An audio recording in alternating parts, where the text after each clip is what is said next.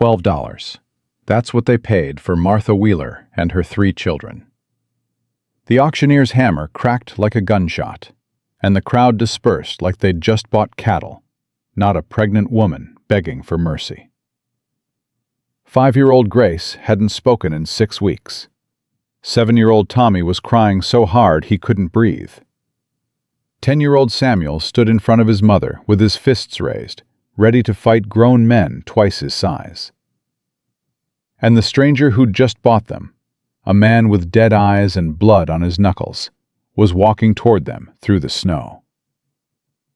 If you're watching from somewhere in this wide world, drop your city in the comments below.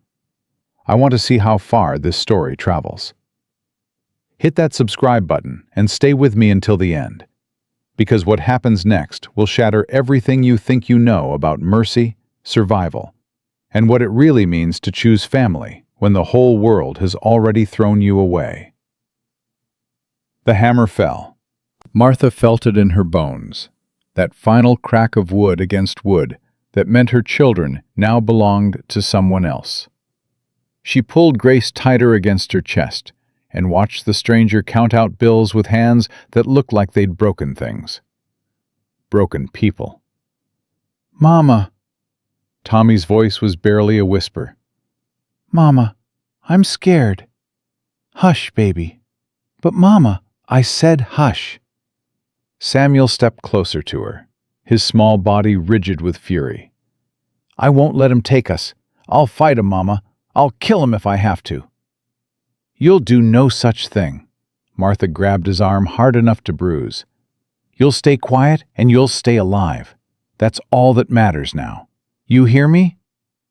Samuel's jaw clenched, but he nodded. The stranger finished counting. He handed the bills to the auctioneer without looking at him, then turned and walked toward Martha through the crowd. People parted for him like water around a stone. Nobody met his eyes. Martha understood why when he got close. He was tall, broad-shouldered, dark hair going gray at the temples, and a beard that hadn't seen a razor in weeks. But it was his eyes that stopped her cold. Empty, flat. The eyes of a man who'd seen too much and stopped caring about any of it. "You Martha Wheeler?" His voice was low, rough. "Yes." "These your children?" "Yes." He looked at Samuel, at Tommy still crying, at Grace's blank face pressed against Martha's shoulder. Then he looked at her belly, swollen with the child she'd been carrying for 6 months. "That one too?"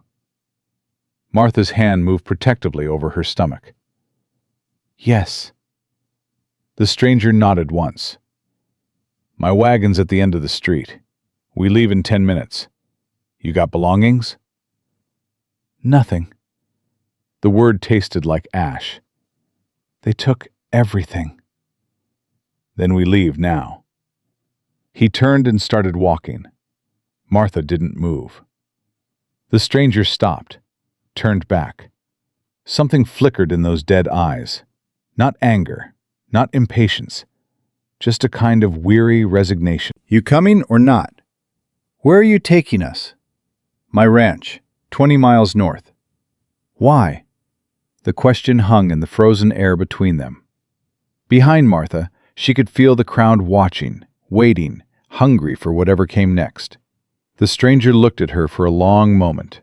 Then he said, "Because I got $12 worth of reasons to keep you alive. And because where I'm taking you, nobody's going to sell you again."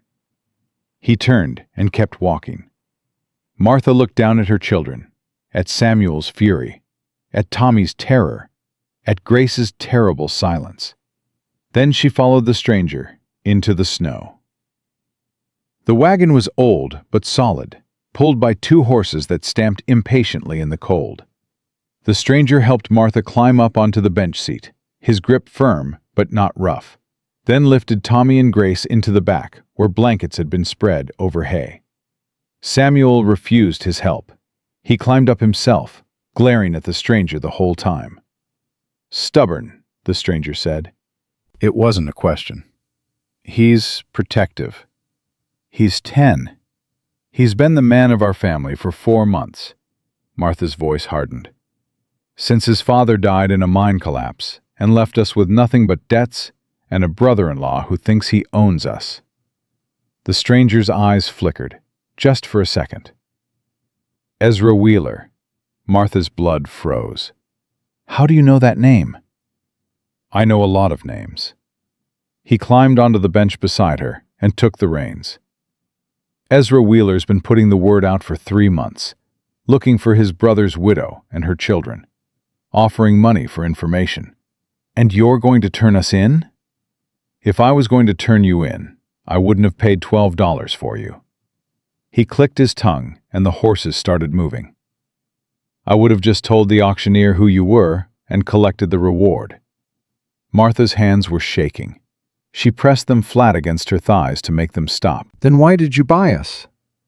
The stranger didn't answer for a long moment. They passed the last buildings of town, and the open prairie spread out before them, white and endless under a sky the color of iron. My name's Elijah Stone, he said finally. I had a wife once, Catherine, and 2 daughters, Emma and Lily. Had. The word sat between them like a stone. What happened to them? Fever, 4 years ago. Elijah's voice was flat, empty. I was away when it started, tracking a man who'd killed 3 people in Denver. By the time I got back, Catherine was already dead. Emma died 2 days later. Lily lasted a week. Martha closed her eyes. I'm sorry. Don't be sorry. Just understand. Elijah kept his eyes on the road. I spent 4 years in that cabin alone, trying to forget what I lost. And then I rode into town this morning for supplies and saw them selling a pregnant woman and her children like livestock. Saw a 10-year-old boy ready to fight grown men to protect his mother. Saw a little girl who hasn't spoken in 6 weeks because the world broke her so bad she forgot how to use words. He turned and looked at Martha directly. His eyes weren't empty anymore. They were burning. I couldn't save my family, Elijah said, but maybe I can save yours. They rode in silence for an hour. Martha kept checking on the children. Tommy had cried himself to sleep, curled up under the blankets with his thumb in his mouth, like he was 5 instead of 7. Grace lay beside him, awake but staring at nothing, her small hand clutching a fold of the blanket like it was the only solid thing in the world. Samuel sat apart from them, rigid and watchful, his eyes fixed on Elijah's back. Your boy hates me, Elijah said. He doesn't know you. That's why he hates me. Elijah adjusted the reins. Give him time. He'll either learn to trust me or he won't. Either way, I'm not going to force it. What about the others? The little one, Tommy? He's scared. That's normal. He'll calm down once he sees I'm not going to hurt him. Elijah paused. The girl's different. Grace. Martha's voice cracked on the name. She used to be the loudest of all of them, singing, talking, asking questions about everything. Now she won't even look at me. She saw something. She saw her father die. The words came out before Martha could stop them. The mine collapse.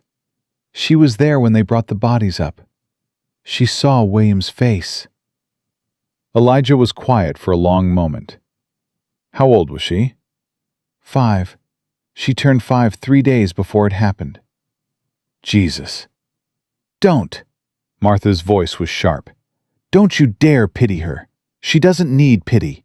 She needs time and safety and someone who isn't going to treat her like she's broken. I wasn't going to say she was broken. Elijah's voice was gentle.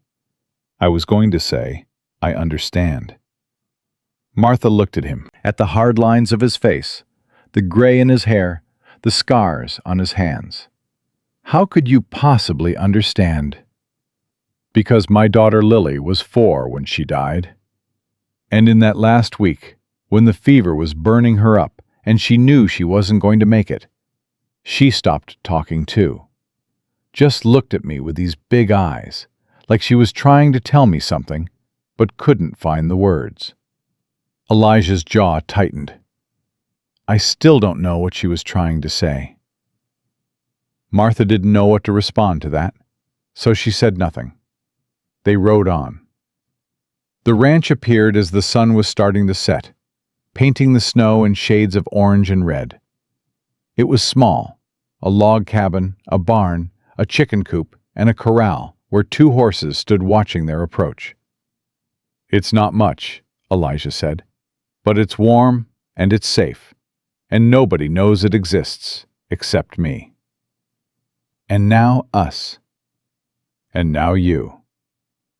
He pulled the wagon up in front of the cabin and climbed down, then helped Martha after. His hands were careful, mindful of her belly. Samuel.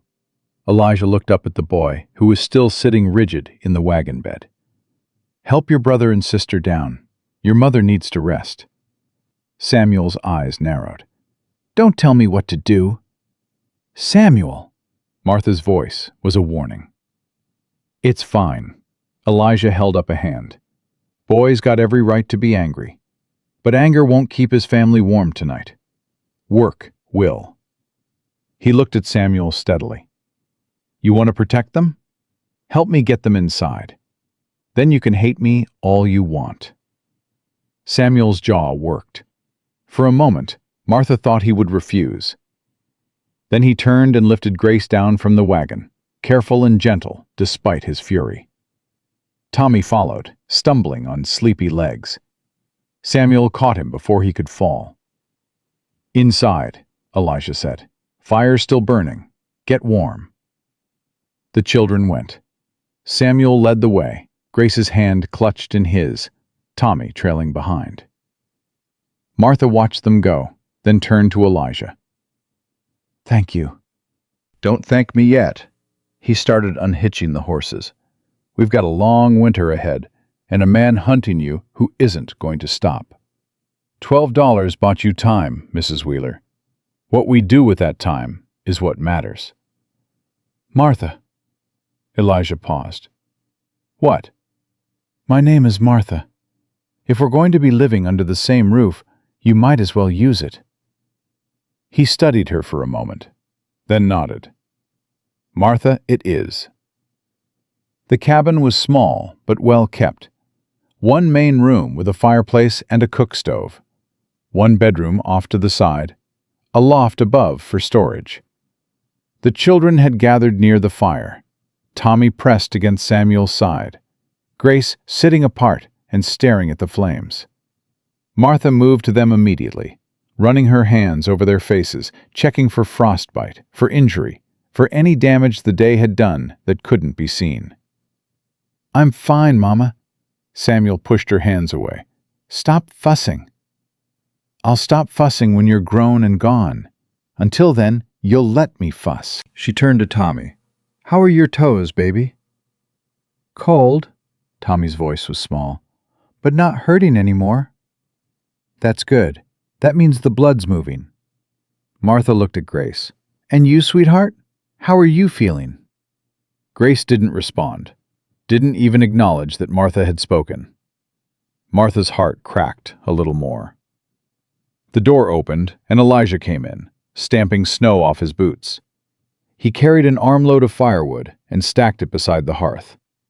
Horses are bedded down. I'll cook something in a minute, but first. He crossed to a trunk in the corner and pulled out blankets, thick wool, worn soft with use. These'll help. The bedroom's through that door. You and the children can have it. I'll sleep in the loft. We can't take your bed, Martha protested. You can, and you will. Elijah's tone left no room for argument. You're pregnant, exhausted, and half frozen. The children need their mother rested. I've slept in that loft before. It's fine. Martha wanted to argue, but Tommy was already drooping against Samuel's shoulder, and Grace hadn't moved from her spot by the fire, and the baby was kicking like it wanted to escape, and she was so tired she could barely think. "Thank you," she said again. Elijah just nodded and went to the stove. Dinner was simple: salt pork, beans, bread that was a day old but still soft enough to eat. The children fell on it like they hadn't seen food in days, which, Martha realized, wasn't far from the truth. She ate too, though the food sat heavy in her stomach. Watching Elijah move around the cabin, watching him fill plates and pour water and tend the fire, she felt something she hadn't felt in months. Safe. She didn't trust it, couldn't trust it, but it was there, warm and strange and terrifying. After dinner, she put the children to bed. Tommy went down easy, exhausted past the point of resistance. Grace followed without protest, curling into a tight ball under the blankets with her back to the room. Samuel refused to sleep in the bedroom. "I'll stay out here," he said, his chin jutting stubbornly. "Someone needs to keep watch." "Samuel, let him," Elijah's voice came from the main room. "There's a pallet by the fire. He can sleep there if he wants." Martha looked at her son, at the dark circles under his eyes, the tension in his thin shoulders, the way he held himself like a soldier waiting for battle. "Fine," she said softly. "But Samuel, try to sleep, please." "I will, Mama." He wouldn't. She knew it.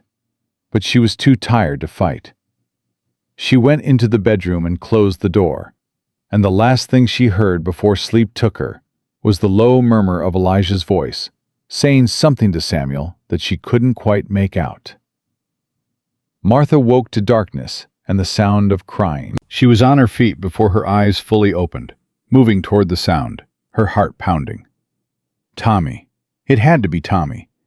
He'd had nightmares ever since the mine collapse, waking up screaming for his father. But when she reached the main room, she found something else. Grace was standing by the window, tears streaming down her face, her small hands pressed against the glass. She wasn't making noise, wasn't sobbing or wailing, just crying silently, the way she'd done everything silently for the past 6 weeks.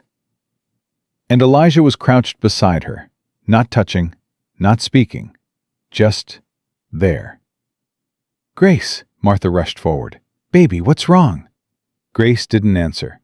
Her eyes were fixed on something outside, something Martha couldn't see. "She woke up about an hour ago." Elijah's voice was quiet. "Came out here and went straight to the window. I think she's looking for something." "For what?" "I don't know." Martha knelt beside her daughter, trying to see what Grace was seeing. There was nothing outside but snow and darkness and the faint outline of the barn. "Grace, sweetheart, can you tell Mama what you're looking for?" "Nothing." "Is it Papa? Are you looking for Papa?" Grace's tears fell faster, but she still didn't speak. Martha felt something inside her break. She gathered Grace into her arms and held her tight, rocking back and forth, murmuring words that meant nothing, because nothing could mean anything to a child who'd seen her father's broken body pulled from a collapsed mine. Elijah stood and moved away, giving them space. But he didn't go far. He sat at the table, watching, his eyes dark with something Martha didn't have the strength to name. Eventually, Grace cried herself out. Her small body went limp against Martha's chest, and her breathing evened out into sleep. Martha carried her back to the bedroom and laid her beside Tommy, who hadn't stirred. Then she stood there, looking down at her children, and felt the weight of everything she couldn't fix, pressing down on her like a physical thing. "She's dreaming about him." Martha turned. Elijah stood in the doorway, his shoulder against the frame. "About William?" "About whoever she lost. The dreams are how the grief comes out when you can't let it out any other way." He paused. "My daughter Lily did the same thing. Toward the end, she'd stand at the window and cry, and when I asked her what was wrong, she'd just look at me with those big eyes. I never figured out what she was trying to tell me."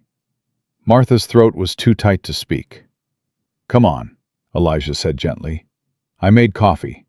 You should drink something before you go back to sleep. They sat at the table while the children slept and the fire burned low. Martha wrapped her hands around the tin cup and let the warmth seep into her bones. Can I ask you something? She said. You can ask. What you said earlier about being a bounty hunter, about tracking men for money. Martha looked at him over the rim of her cup. Did you kill them? The men you hunted? Elijah was quiet for a long moment. Some of them. Did they deserve it? Most of them. His eyes met hers. But not all.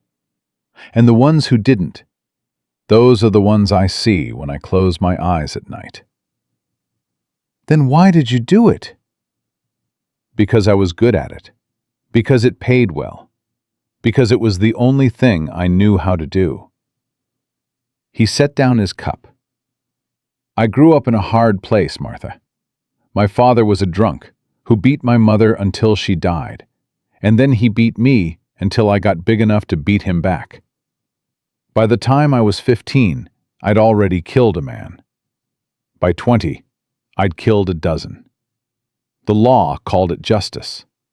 I called it survival. Either way, it made me what I am. And what are you? Dangerous. The word came out flat. Broken. The kind of man decent people cross the street to avoid. He looked at her. Catherine saw something else in me. Something I didn't even know was there. She made me believe I could be different. And for a while, I was. I had a home and a family and a reason to be better than what I'd been. And then you lost them. And then I lost them.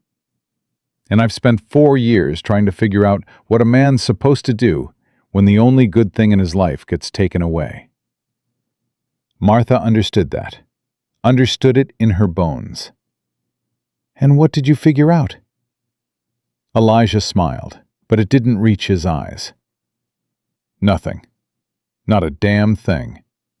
I just kept going because stopping felt like giving up, and giving up felt like letting Catherine down. That's not nothing. It's not much.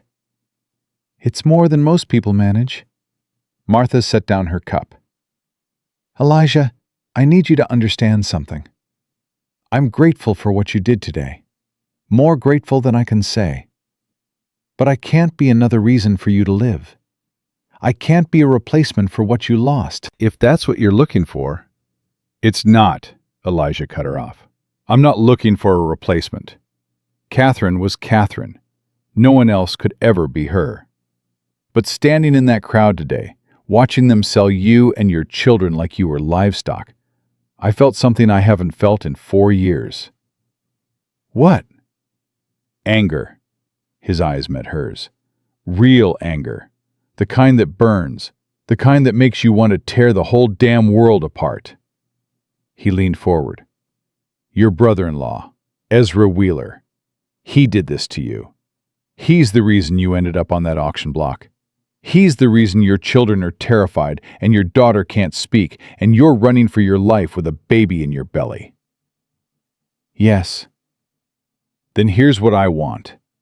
Elijah's voice was low, intense. I want to make sure he never touches you again. I want to put my body between him and your children and let him know that if he comes for you, he'll have to go through me first. I want to give you a safe place to have your baby and raise your children and figure out what comes next. Martha stared at him. Why? Because it's the right thing to do, and because I've spent 4 years doing nothing that mattered. This matters. You matter. And maybe if I can save you, I can start to forgive myself for not being able to save them. The fire crackled. Outside, wind rattled the windows. Martha reached across the table and laid her hand over his. His fingers were rough, scarred, warm. Okay, she said softly. Okay. The next 3 days passed in a careful rhythm. Elijah showed Samuel how to care for the horses, and the boy's hostility thawed just slightly when he discovered that the mare named Bessie would eat sugar cubes from his palm. Tommy attached himself to Elijah's shadow, asking endless questions about everything: the animals, the land, how to start a fire, why snow was cold. "He's never had a father who talked to him," Martha explained when she saw Elijah's surprise at Tommy's attention. "William was a good man, but he was always working, always tired. He didn't have time for questions." "Then I'll make time," Elijah said, and Martha felt something warm bloom in her chest. Grace remained apart. She moved through the cabin like a ghost, eating when food was put in front of her, sleeping when Martha put her to bed, but never engaging, never responding. Until the 4th day. Elijah was sitting at the table, working on a piece of leather with a needle and thread. Martha was mending one of Samuel's shirts. Tommy was playing with a set of wooden blocks Elijah had carved years ago for Lily. Grace came out of the bedroom and stood in the middle of the room, watching Elijah work. He noticed, but didn't look up. "Morning, Grace." She didn't answer, but she came closer. Martha held her breath. Grace stopped at the edge of the table, her eyes fixed on Elijah's hands as they moved over the leather. "You want to see?" Elijah held up the piece he was working on. "It's a halter for Bessie. The old one was getting worn out." Grace reached out one small finger and touched the leather, ran her fingertip along the stitching. Elijah glanced at Martha. She nodded. He pulled a small scrap of leather from his pile and handed it to Grace, along with a piece of heavy thread. "Here, you try." Grace took the materials and sat down on the floor. She turned the leather over in her hands, studying it. Then she picked up the thread. Martha's eyes filled with tears. It was such a small thing, such a tiny moment. But it was the first time in 6 weeks that Grace had shown interest in anything. Elijah went back to his work like nothing had happened, but Martha saw the corner of his mouth twitch, just slightly. Progress. The 5th day brought trouble. They were eating breakfast when they heard hoofbeats. Elijah was on his feet before Martha could react, rifle in hand. "Bedroom, now, all of you!" Martha grabbed Grace. Samuel grabbed Tommy. They ran. In the bedroom, Martha pressed her ear to the door and listened. "Hello, the cabin!" A man's voice, muffled by distance and wood. "Who's asking?" Elijah's voice, hard and flat. "Deputy Marshal Caleb Mercer, out of Silver Creek. Looking for Elijah Stone." Silver Creek, Ezra's town. Martha's heart stopped. "What do you want?" Elijah asked. "Need to talk. About a woman named Martha Wheeler. She's wanted." Silence. Long silence. Then Elijah said, "Come in slow. Keep your hands where I can see them." The door opened. Footsteps. Martha pressed harder against the wood, trying to hear. "Ezra Wheeler's got men searching every cabin between here and Denver." The deputy's voice was tired. "I'm supposed to report back if I find her." "Is that so?" "It is, and I rode a long way to deliver that message personally, instead of sending someone else." A pause. Then Elijah said, "Why would you do that?" "Because I remember what you did for me in Leadville. You could have left me for dead and taken the bounty yourself. You didn't." The deputy paused. "So I'm going to tell you something, and then I'm going to ride out of here and forget I ever saw this place." "I'm listening." "Marry her." Martha's breath caught. "Make it legal. Make it witnessed. Make it something Wheeler can't touch. Right now, she's a runaway widow, and those children are his brother's orphans. He's got legal standing to claim them. But if she's your wife, different story. different law. Silence stretched. Then Elijah said, "Thank you, Caleb." "Don't thank me. Just do it fast. Wheeler's not going to stop." Footsteps moved toward the door. "Take care of yourself, Stone. And take care of them." The door opened, closed. Hoofbeats faded into the distance. Martha stood frozen in the bedroom, her hand pressed to her pounding heart, Elijah's words echoing in her head. Marry her. The door swung open. Elijah stood there, his face unreadable. "You heard," he said. "Yes." "Then you know what has to happen." Martha looked at her children, at Samuel's fierce protectiveness, at Tommy's fear, at Grace clutching her leather scrap like a lifeline. She looked at her belly, at the child growing inside her, who deserved a chance to be born into something other than running. She looked at Elijah Stone, this stranger who'd bought them for $12 and given them shelter without asking for anything in return. "Yes," Martha said, "I know." And outside, the snow began to fall again. The door closed behind the deputy, and the cabin fell silent. Martha stood in the bedroom doorway, one hand on her belly, the other gripping the frame. Her children huddled behind her, Samuel tense and watchful, Tommy confused, Grace clutching her leather scrap like it was the only real thing in the world. Elijah set his rifle against the wall. He didn't look at her. "You heard what he said." "I heard." "Then you know." "I know what he suggested." Martha's voice came out steadier than she felt. "That doesn't mean I know what to do about it." Elijah turned then. His eyes met hers across the small room, and Martha saw something in them she hadn't expected. Uncertainty. This man who'd killed people, who'd tracked criminals across territories, who'd faced down death more times than she could imagine. He was uncertain. "I'm not going to force you into anything." His voice was rough. "What Caleb said, it's just one option. There are others." "What others?" "We could run, head north, try to make it to Canada before spring.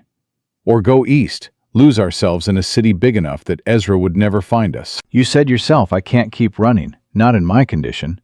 "I know what I said." "Then what are you suggesting?" Elijah's jaw tightened. "I'm suggesting you have a choice. You always have a choice, Martha. That's the whole damn point. You've spent months being chased by a man who thinks he owns you. I'm not going to be another man who makes decisions for you." Martha felt tears burn behind her eyes. She blinked them back. "And if I choose to marry you, what then?" "Then we go to town tomorrow. Find Reverend Crane. Make it legal." Elijah paused. "And then we wait for Ezra to come, and we show him that you're not his to take anymore." "Just like that?" "Just like that." Samuel stepped forward, his small fists clenched. "You can't marry him, Mama. You don't even know him." "Samuel, he bought us, like we were cattle, like we were things." The boy's voice cracked. "Papa's only been dead 4 months, and you're going to marry the first stranger who comes along?" The words hit Martha like a slap. She saw Elijah flinch too, just slightly.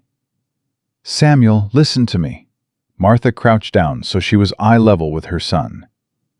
"I loved your father. I will always love your father. But your father is gone, and I have to keep you safe. All of you. If marrying Mr. Stone means Uncle Ezra can't take you away from me, then that's what I'm going to do." "But," "No buts." Martha gripped his shoulders. "You're 10 years old. You've been carrying this family on your back for 4 months, and I'm so proud of you I could burst. But this isn't your decision to make. It's mine, and I need you to trust me." Samuel's eyes filled with tears he refused to let fall. "I don't trust him." "You don't have to trust him. You just have to trust me." For a long moment, the boy stared at her. Then his shoulders slumped, and he nodded once, small and defeated. Martha pulled him into a hug. Over his head, she met Elijah's eyes. "Tomorrow," she said. "We'll go tomorrow." That night, after the children were asleep, Martha found Elijah sitting on the porch despite the cold. Snow drifted down around him, catching in his hair, melting on his shoulders. He didn't seem to notice. She wrapped a blanket around her shoulders and sat beside him. "You should be sleeping," Elijah said, without looking at her. "So should you." "I don't sleep much." "Neither do I. Not anymore." They sat in silence, watching the snow fall. The world was quiet, muffled, like everything beyond the porch had ceased to exist. "Your boy's right, you know." Elijah's voice was soft. "You don't know me. Not really. You're about to bind yourself to a stranger because a deputy told you it was the smart thing to do." "I'm binding myself to you because it's the only thing that makes sense." Martha pulled the blanket tighter. "Ezra has the law on his side. He has money and connections and men willing to do whatever he tells them. I have nothing except 3 children and a baby on the way and the clothes on my back. You're offering me a chance to fight back. How could I say no to that?" "You could say no because you deserve better," Martha laughed, short and bitter. "Better than what? A warm cabin? A man who treats my children with kindness? Safety from the monster who's been hunting us for 3 months?" She shook her head. "I've had better, Elijah. I had William, and William is dead. So now I have to make do with what's in front of me." Elijah was quiet for a long moment. Then he said, "I'll try to be a good husband to you." "I'm not asking for a good husband. I'm asking for protection." "You'll have both." He turned to look at her. "I meant what I said before. I'm not going to touch you. Not going to ask for anything you don't want to give. This marriage, it's a shield, nothing more. You'll have your own bed, your own space, your own life. I'm just the name on the paper that keeps Ezra away." Martha studied his face in the dim light from the cabin window. The hard lines, the old scars, the weariness that seemed carved into his bones. "And what do you get out of it?" "Purpose." The word came out flat. "Something to do besides wait to die." "That's not enough." "It's more than I've had in 4 years." Martha reached out and touched his hand. His fingers were cold, rough with calluses, but they curled around hers without hesitation. "We're both broken," she said softly. "Both carrying things we can't put down. Maybe that's why this works." "Does it work?" "I don't know yet." She squeezed his hand. "But I'm willing to find out." Elijah looked at their joined hands for a long moment. Then he lifted her fingers to his lips and pressed a kiss to her knuckles, gentle as a prayer. "Tomorrow," he said. "We'll find out tomorrow." Morning came gray and cold. Martha woke the children early and dressed them in the cleanest clothes they had, which wasn't saying much. Tommy's shirt had a tear in the sleeve that she'd mended twice. Samuel's pants were an inch too short. Grace's dress hung on her thin frame like a sack. But they were clean, and they were alive, and today, Martha was going to make sure they stayed that way. Elijah had the wagon hitched by the time they came outside. He helped Martha up onto the bench seat, then lifted Tommy and Grace into the back. Samuel climbed up himself, as usual, refusing any assistance. "Town's about 3 hours, Elijah said as he took the reins. "We'll find the Reverend, get the paper signed, and be back before dark." "Will people ask questions?" "Probably. Let me handle it." They rode in silence for the first hour. The snow had stopped overnight, but the sky was still heavy with clouds, and the air bit at any exposed skin. Martha kept checking on the children, making sure they were warm enough, making sure Grace hadn't retreated further into herself. Tommy broke the silence first. "Mr. Stone?" "Yeah?" "Are you going to be our new papa?" Martha's heart clenched. She opened her mouth to answer, but Elijah spoke first. "I'm going to be your mama's husband. What that makes me to you, that's up to you to decide." Tommy considered this. "My friend Billy had a stepfather. He was mean." "I'm not going to be mean." "Promise?" Elijah glanced back at the boy. "Promise." Tommy nodded, apparently satisfied. He settled back against the hay and closed his eyes.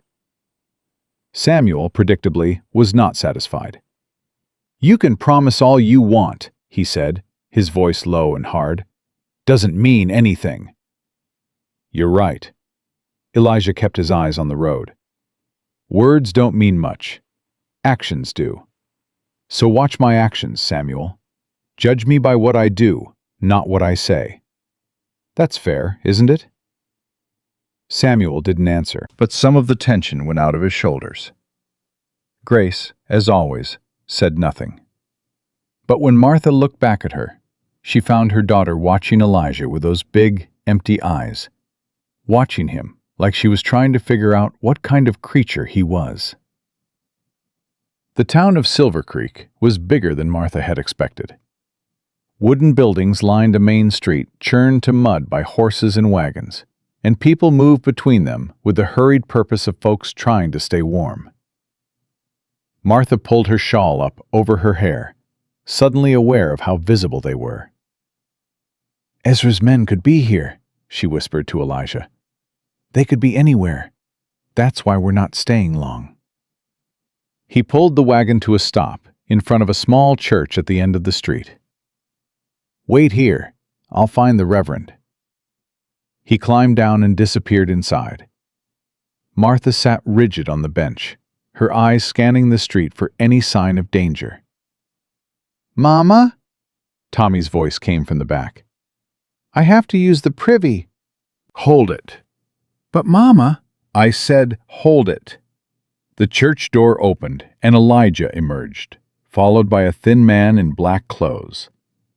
Reverend Crane was older than Martha had expected, with white hair and kind eyes and hands that trembled slightly as he walked. "Mrs. Wheeler."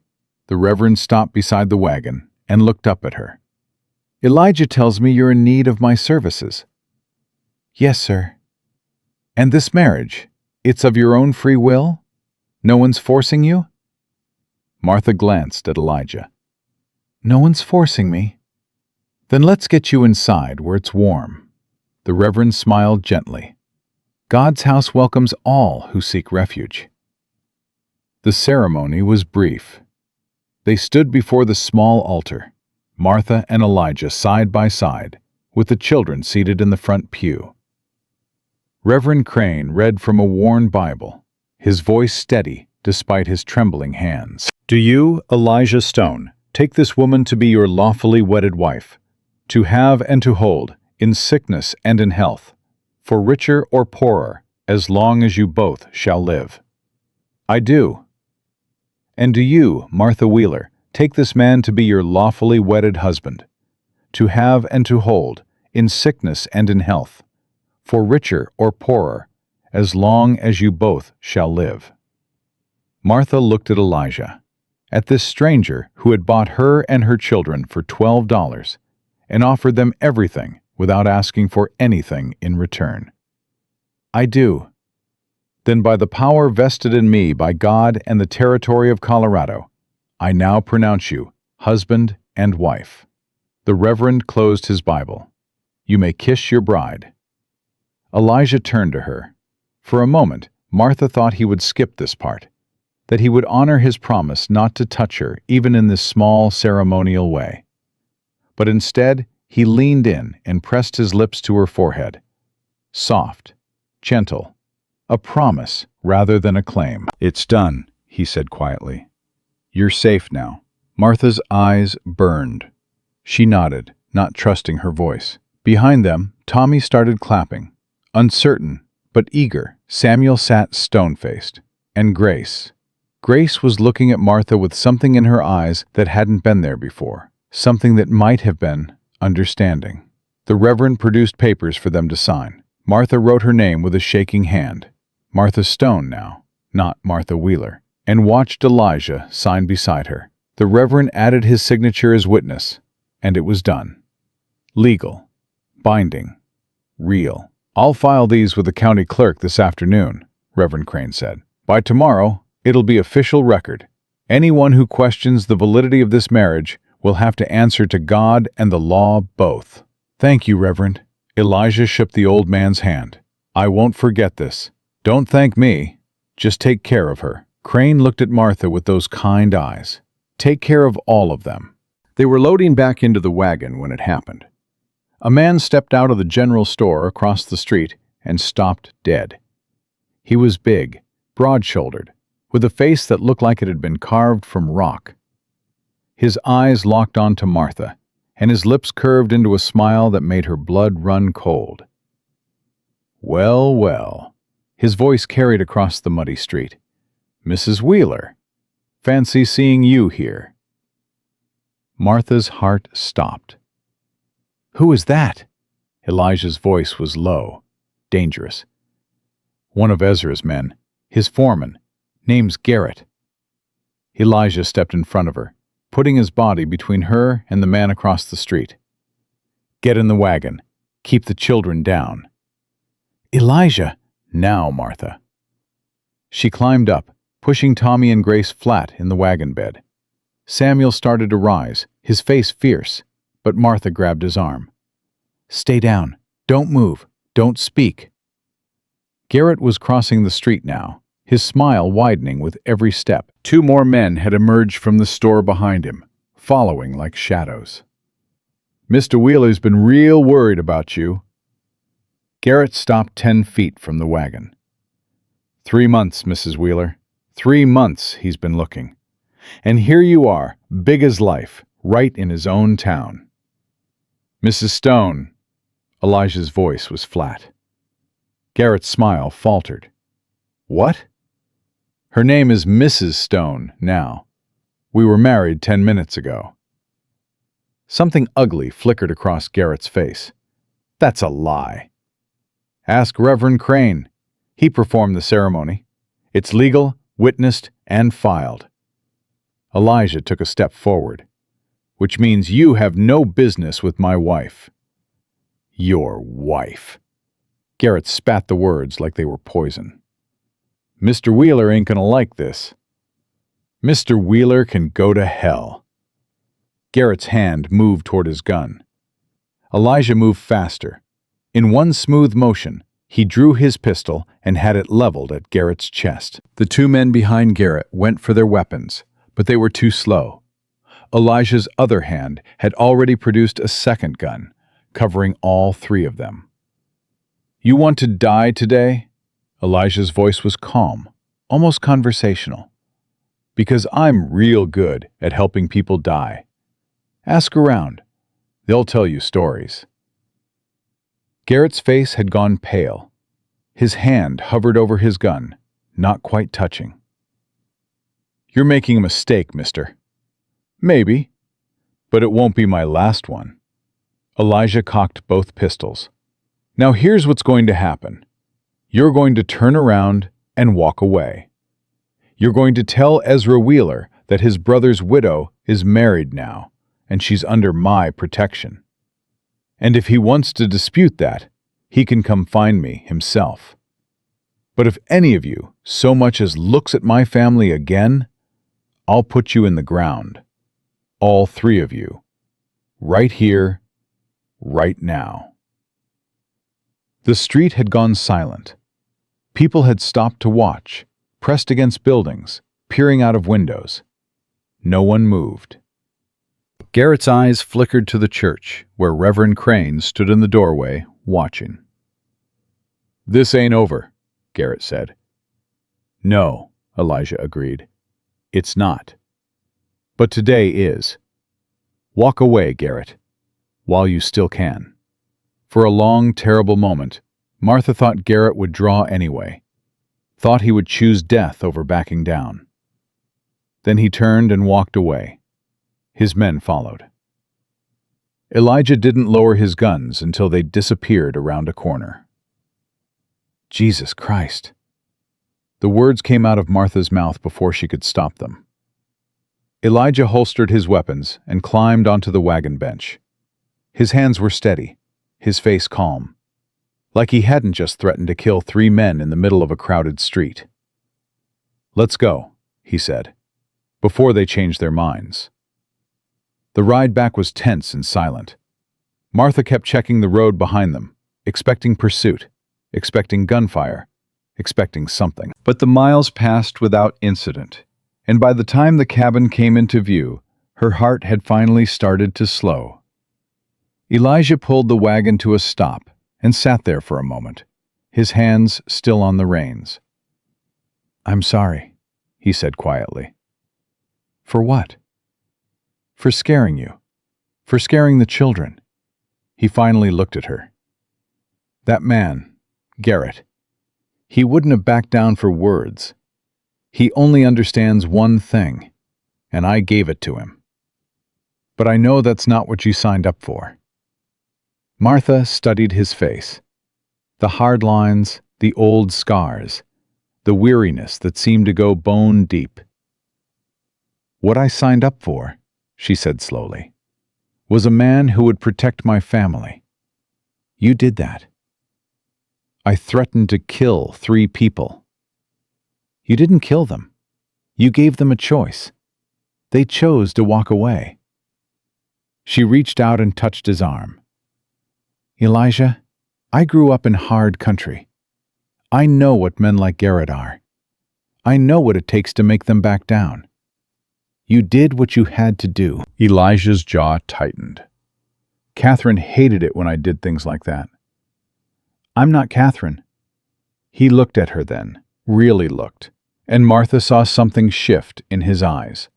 Something that might have been hope, or might have been fear, or might have been both. "No," he said softly. "You're not."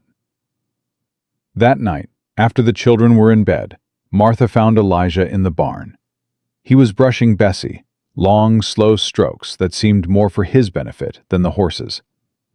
The lantern light caught the gray in his hair, the lines around his eyes, the tension in his shoulders that never quite went away. "You're going to wear her coat off," Martha said from the doorway. Elijah didn't turn around. "She doesn't mind." Martha walked closer, her boots crunching on the hay-strewn floor.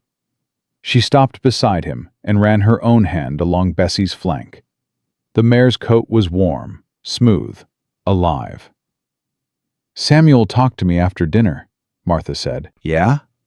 "He said he's willing to give you a chance." She paused. "He said anyone who could make Garrett back down like that must be worth something." Elijah's hand stilled on the brush. "That's not exactly a ringing endorsement." "From Samuel, it might as well be a declaration of undying loyalty." Martha smiled slightly. "He's been carrying the weight of this family for 4 months. He doesn't trust easily. The fact that he's willing to try, that means something." "And Tommy?" "Tommy asked if you could teach him to shoot." Elijah let out a breath that might have been a laugh. "Kid's 7. He's a boy who watched his mother get sold at auction. He wants to be able to protect her." Martha's voice softened. "You understand that, don't you?" "Yeah." Elijah set down the brush. "I understand that." "And Grace doesn't trust me. I know." "Actually," Martha hesitated, "when we got back today, she brought her leather scrap to show me. She'd been working on it while we were gone, poking holes in it with a stick, trying to sew it like you showed her." Elijah turned to look at her. "She was working on it?" "Not well, but she was trying." Martha's eyes filled with tears she refused to let fall. "That's the first time she's tried to do anything in 6 weeks, Elijah. The first time she's shown any interest in anything. And it's because of you." Elijah was quiet for a long moment. Then he said, "My daughter Lily loved horses. She used to come out to the barn with me every morning, help me feed them, brush them. She said horses understood her better than people did. His voice cracked slightly. I think maybe Grace is the same. Maybe she is. I could teach her how to care for them, how to ride when she's bigger. Martha's throat tightened. I'd like that. They stood in silence, the only sounds the horses breathing and the wind outside. I meant what I said before, Elijah said finally, about not touching you, not expecting anything. This marriage is what it needs to be, Martha cut him off. For now. But Elijah, she reached out and took his hand. We're bound together now, for better or worse. Maybe we should at least try to know each other. What do you mean? I mean, you could tell me about Catherine, about Emma and Lily, about who you were before all this. She squeezed his hand. And I could tell you about William, about my life before Ezra started hunting us, about who I am when I'm not running scared. Elijah looked at their joined hands. You want to know about me? I want to know my husband. The word hung between them, heavy with meaning. All right, Elijah said slowly. Where do you want me to start? Start with Catherine. Tell me how you met her. So he did. He told her about the schoolteacher with the wild temper and the brown hair and the complete lack of fear, about how he'd shown up at her door covered in blood, and she told him to come back when he was civilized. About the 3 months he'd spent trying to become the kind of man she might not be ashamed of. Martha listened, and when he was done, she told him about William. About the dance where they'd met, the year he'd courted her, the early days of their marriage when they'd had nothing but love and hope. They talked until the lantern burned low, until Bessie stamped her hoof, impatient for them to leave, until the cold crept in and they had no choice but to go back to the cabin. But something had changed. They weren't strangers anymore. They were partners, allies, two broken people who'd found each other in the wreckage of their lives and decided to build something new. It wasn't love, not yet, maybe not ever, but it was a start. The next morning, Grace spoke. Martha was making breakfast, Elijah was feeding the horses, and the boys were arguing about whose turn it was to gather eggs. Grace sat by the window, staring out at the snow like she did every morning. And then she said, clear as a bell, "Mama!" Martha dropped the spoon she was holding. It clattered against the floor. "Grace?" Her voice came out as a whisper. "Baby, did you just—" "Mama!" Grace turned from the window. Her eyes were focused, present, alive in a way they hadn't been in weeks. "The snow is pretty." Martha's knees gave out. She sank to the floor, tears streaming down her face, and opened her arms. Grace came to her. Martha held her daughter tight, rocking back and forth, sobbing with a relief so profound it felt like pain. The boys had gone silent, staring. They'd never seen their mother cry like this. The door opened and Elijah came in, stamping snow off his boots. He stopped when he saw Martha on the floor with Grace in her arms. "What happened? Is she hurt?" "She talked."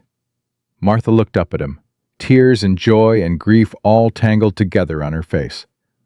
"Elijah, she talked." Elijah's expression shifted. He crossed the room and crouched down beside them, his eyes fixed on Grace's face. "Hey there, little one." His voice was gentle. "Did you say something?" Grace looked at him, and then, slowly, she smiled. It was a small smile, fragile, like a flower opening after a long winter. But it was a smile. "Pretty," Grace said, pointing at the window. "The snow is pretty." Elijah's throat worked. He reached out and touched Grace's cheek, so gentle, so careful. "Yeah," he said roughly. "Yeah, it is." Martha watched them, this man who had lost his daughters and this girl who had lost her father, and felt something in her chest crack open and begin to heal. They were going to be okay. All of them. She didn't know what was coming, didn't know when Ezra would arrive, or what he would do, or how they would survive it. But for the first time in months, Martha believed they would survive. Together. The days that followed were the closest thing to peace Martha had known since William died. Elijah taught Samuel to care for the horses, patiently explaining each task until the boy could do it himself.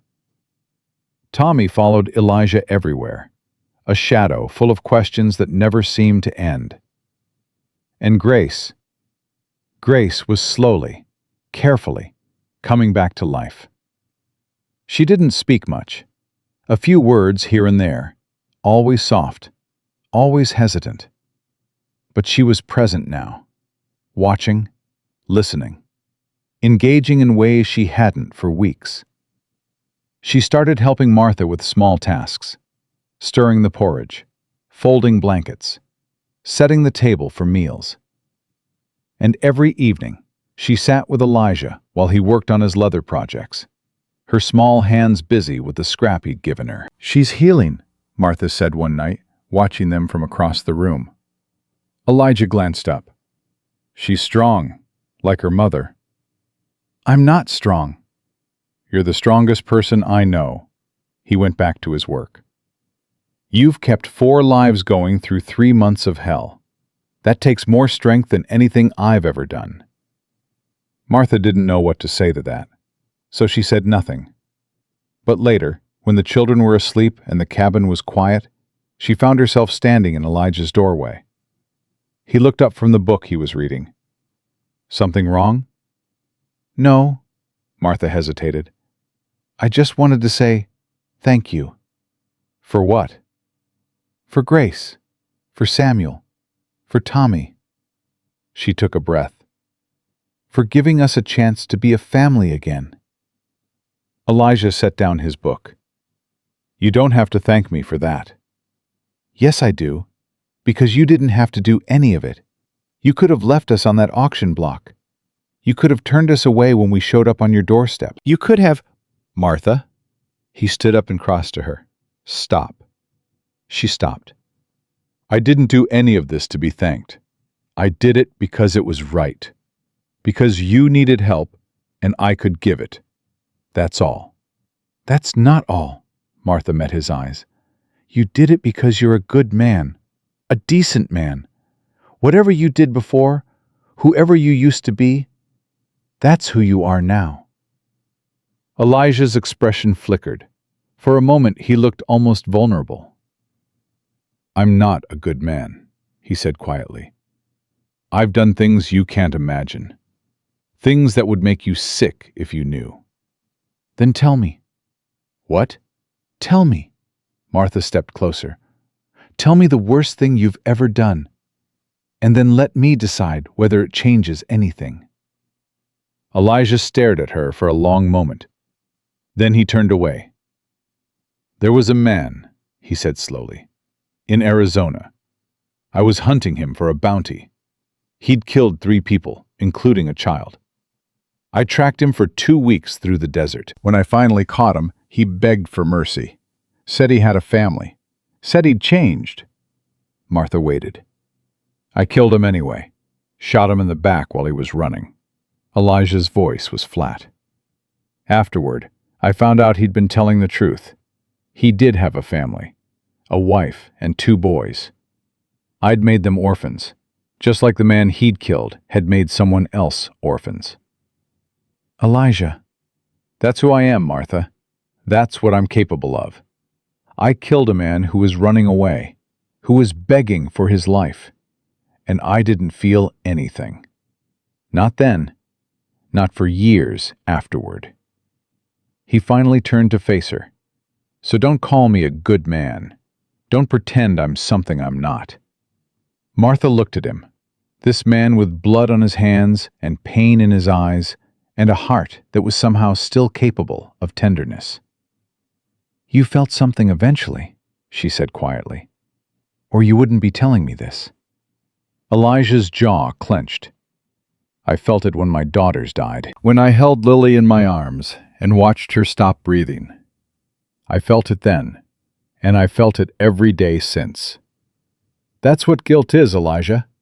That's what redemption looks like. You did a terrible thing, and you've been carrying it ever since. That doesn't make you a monster. It makes you human. It makes me a killer. Maybe. Martha reached out and took his hand.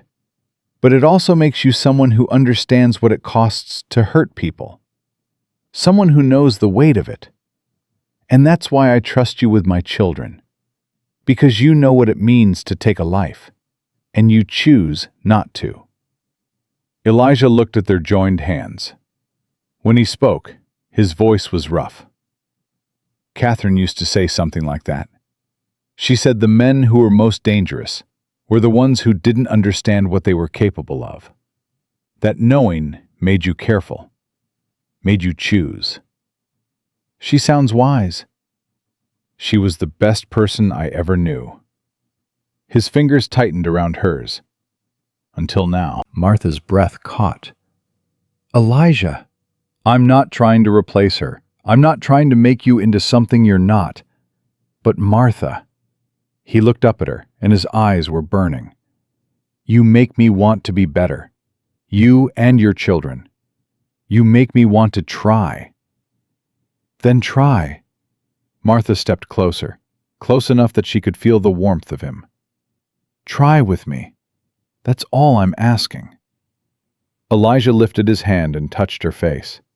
His palm was rough against her cheek, but his touch was gentle. I'll try, he said. I promise.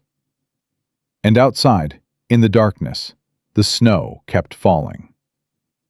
2 weeks passed like a held breath. Martha fell into the rhythm of the ranch, waking before dawn to start the fire, cooking meals that stretched their supplies as far as they could go, mending clothes and watching her children slowly come back to life. The cabin that had felt so foreign that first night now felt like home, and she caught herself thinking of it that way more often than she wanted to admit. Elijah worked from sunup to sundown, chopping wood, tending the animals, reinforcing the cabin against the deepening winter. He'd grown quieter since their conversation that night, not distant exactly, but thoughtful. Martha would catch him watching her sometimes, and when their eyes met, something passed between them that neither of them had words for yet. The children were thriving. Samuel had lost some of his brittle anger, replaced by a cautious respect that showed in the way he followed Elijah's instructions without argument. Tommy had attached himself completely, trailing after Elijah like a duckling, chattering about everything and nothing, while Elijah listened with patient attention. And Grace. Grace was speaking more every day, short sentences mostly, observations about the world around her, but each word felt like a miracle. She'd started calling Elijah by name, and the first time she'd said it, Martha had seen something break open in his face. Something that had been closed for 4 years. They were becoming a family. Against all odds, against all reason, they were knitting themselves together into something real. Martha should have known it couldn't last. The rider came on a Tuesday morning. Elijah saw him first, a dark shape moving across the white landscape, and he was on his feet with his rifle before Martha could react. Inside. His voice was flat, commanding. Take the children to the bedroom. Elijah, now, Martha. She gathered the children and went, her heart pounding. Through the bedroom door, she heard Elijah step onto the porch, heard the creak of the boards under his boots, heard his voice carry across the yard. That's far enough. The rider stopped. Martha couldn't see him from where she stood, but she could hear his voice, smooth and cultured and utterly wrong in this wild place. Mr. Stone, I presume. My name is Ezra Wheeler. I believe you have something that belongs to me. Martha's blood turned to ice. I don't have anything that belongs to you.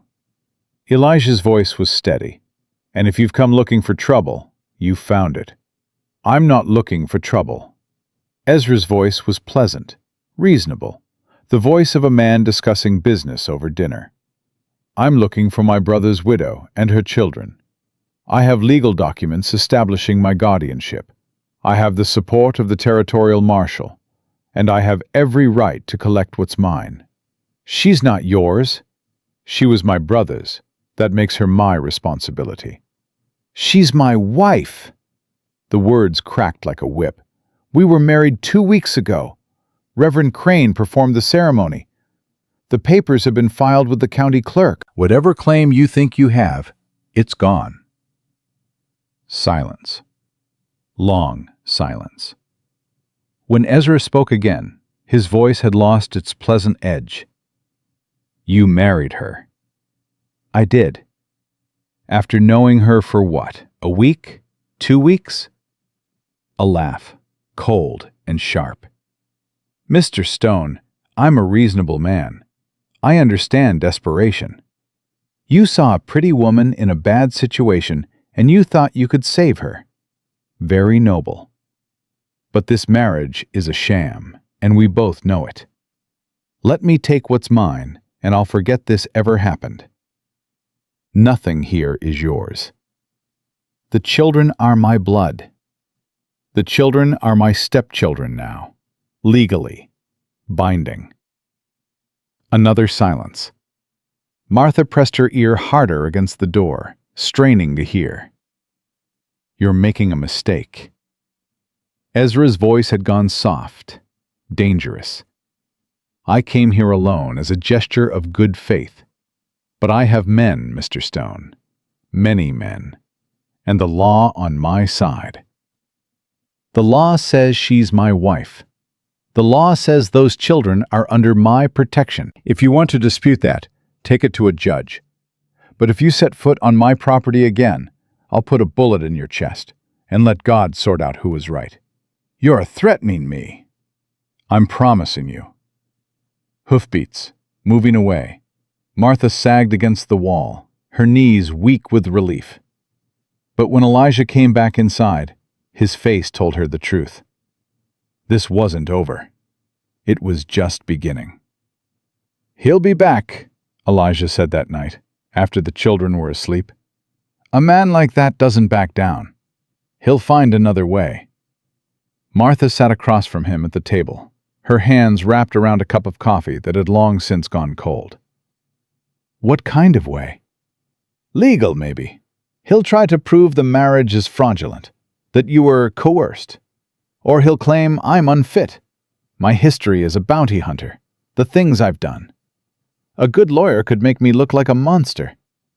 "You're not a monster." "Courts don't care what I am. They care what can be proven." Elijah rubbed his eyes. "Or he might skip the legal route entirely.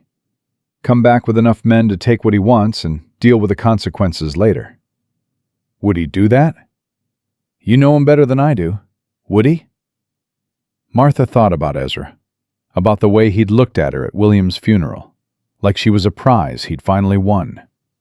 About the things he'd said when he came to collect her, the promises and threats, all wrapped up in that smooth, reasonable voice. About the way his hand had felt when he grabbed her arm, fingers digging in hard enough to bruise. "Yes," she said quietly, "he would." Elijah nodded, like he'd expected that answer. "Then we prepare." "How?" "I teach Samuel to shoot, properly, not just holding a gun." He held up a hand when Martha started to protest.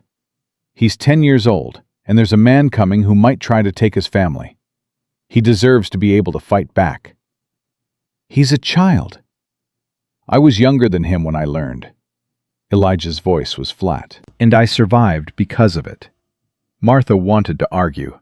Every instinct she had screamed against putting a weapon in her son's hands, against turning him into something hard and dangerous before he'd had a chance to be soft. But she thought about Garrett in the street, his hand moving toward his gun. She thought about Ezra's voice, so pleasant and so wrong. She thought about what would happen to her children if something happened to her and Elijah both. "All right," she said. "Teach him." The lessons started the next day. Martha watched from the porch as Elijah showed Samuel how to hold a rifle, how to sight along the barrel, how to breathe before pulling the trigger. Samuel was a quick learner, his young face fierce with concentration. And by the end of the first hour, he could hit the target more often than not. "Good," Elijah said, clapping him on the shoulder. "You're a natural." Samuel looked up at him, and for the first time since they'd met, there was something like admiration in his eyes. "Can we do it again tomorrow?" "Every day until you don't miss." Tommy wanted to learn too, of course, but Elijah was firm. "When you're older." "But Samuel gets to—" "Samuel's bigger. He can handle the kick. You try to shoot this thing and it'll knock you flat." Elijah crouched down so he was eye level with the boy. "But I'll tell you what. You can help me clean the guns afterward. That's just as important." Tommy's face lit up. "Really?" "Really. A weapon that isn't clean is a weapon that might not fire when you need it. That's something every man should know." Martha watched them together, Tommy chattering excitedly, Elijah patient and steady, and felt something warm bloom in her chest. This man who had been alone for 4 years, who had forgotten how to be gentle, was learning again. Her children were teaching him, and he was teaching them too. Grace came to stand beside Martha, her small hand finding Martha's larger one. "Mama?" "Yes, baby." "Is the bad man going to come back?" The boy was already moving, his rifle in his hands. He had taken to sleeping with it beside him, and Martha had stopped arguing about it. "What's happening?" Tommy's voice was thick with sleep and fear. "I don't know. Stay close to me." They stumbled into the main room to find Elijah already at the door, his rifle raised. "The barn's on fire." His voice was tight. "Stay inside. Don't come out, no matter what you hear." "Elijah, promise me, Martha." She grabbed his arm. "Come back to me." Something flickered in his eyes. He cupped her face with one rough hand and pressed his forehead to hers, just for a moment. "Always," he said. Then he was gone, out the door, into the orange light and the smoke. Martha gathered the children around her and waited. The sounds that came through the walls were terrible. Horses screaming, men shouting, gunfire sharp and sudden. Tommy was crying. Grace had gone silent again, her face blank and empty, like it had been those first terrible weeks. Samuel stood by the window with his rifle, his jaw clenched so tight Martha could see the muscles jumping. "I should be out there," he said. "You should be right here, protecting your brother and sister. Elijah needs help. Elijah needs to know we're safe." Martha grabbed his shoulder and turned him to face her. "That's how you help him, Samuel. You keep us safe so he doesn't have to worry." Samuel stared at her for a long moment. Then he nodded and took up position by the door, his rifle ready. The gunfire stopped. The silence was worse. Martha counted her heartbeats. 1, 2, 3, 10, 20. The door opened. Elijah stumbled through, covered in soot and blood. He was holding his left arm against his chest, and red was seeping through his fingers. "You're hurt." Martha was at his side in an instant, pushing him toward a chair. "It's nothing, just a graze." "You're bleeding everywhere." "The barn's gone. They set it on fire while I was inside. I got the horses out, but—" He winced as Martha pulled his hand away from the wound. "This isn't going to stop, is it?" she said quietly. "No." "What do we do?" Elijah was silent for a long moment. When he spoke, his voice was heavy. "We have 2 choices. We can run, pack up tonight, head north, try to disappear before they can find us again. Or we can stay and fight." "What happens if we run?" "We spend the rest of our lives looking over our shoulders. Ezra has money and connections. He'll keep looking. Maybe he finds us in a month, maybe a year, maybe never. But we'll never know. We'll never be able to stop running. And if we stay? Then we end this, one way or another. Martha looked at her children, at Samuel, standing guard with his rifle, too young to be a soldier, but becoming one anyway. At Tommy, curled in the corner with his thumb in his mouth, trying to make himself small. At Grace, silent again, staring at nothing. They'd been running for 3 months. 3 months of fear and cold and hunger. 3 months of never feeling safe, never sleeping through the night, never knowing what tomorrow would bring. She couldn't do that to them again. Couldn't watch them slowly break apart under the weight of constant terror. "We stay," Martha said. "We fight." Elijah nodded slowly. "Then we need help. I have a few people who owe me favors. Men I knew from my bounty hunting days. If I can get word to them..." "How long will that take?" "A few days, maybe a week." "Do we have that long?" Elijah's jaw tightened. "I don't know, but it's our best chance." The next morning, Elijah rode out before dawn. "I'll be back in 3 days," he told Martha, his hands on her shoulders, his eyes boring into hers. "4 at the most. You keep the children inside. Keep the rifle close. Anyone comes near this cabin, you shoot first and ask questions later." "I will." "Samuel knows what to do. He'll protect you if he has to." "I know." Elijah hesitated. Something passed across his face, something vulnerable and raw. "Martha, I know." She reached up and touched his face. "I know, Elijah. Come back to me." He pulled her close and held her tight, his arms strong around her, his heart beating steady against her cheek. It was the first time he'd really held her, and Martha felt something inside her crack open and spill out. "I will," he said against her hair. "I promise."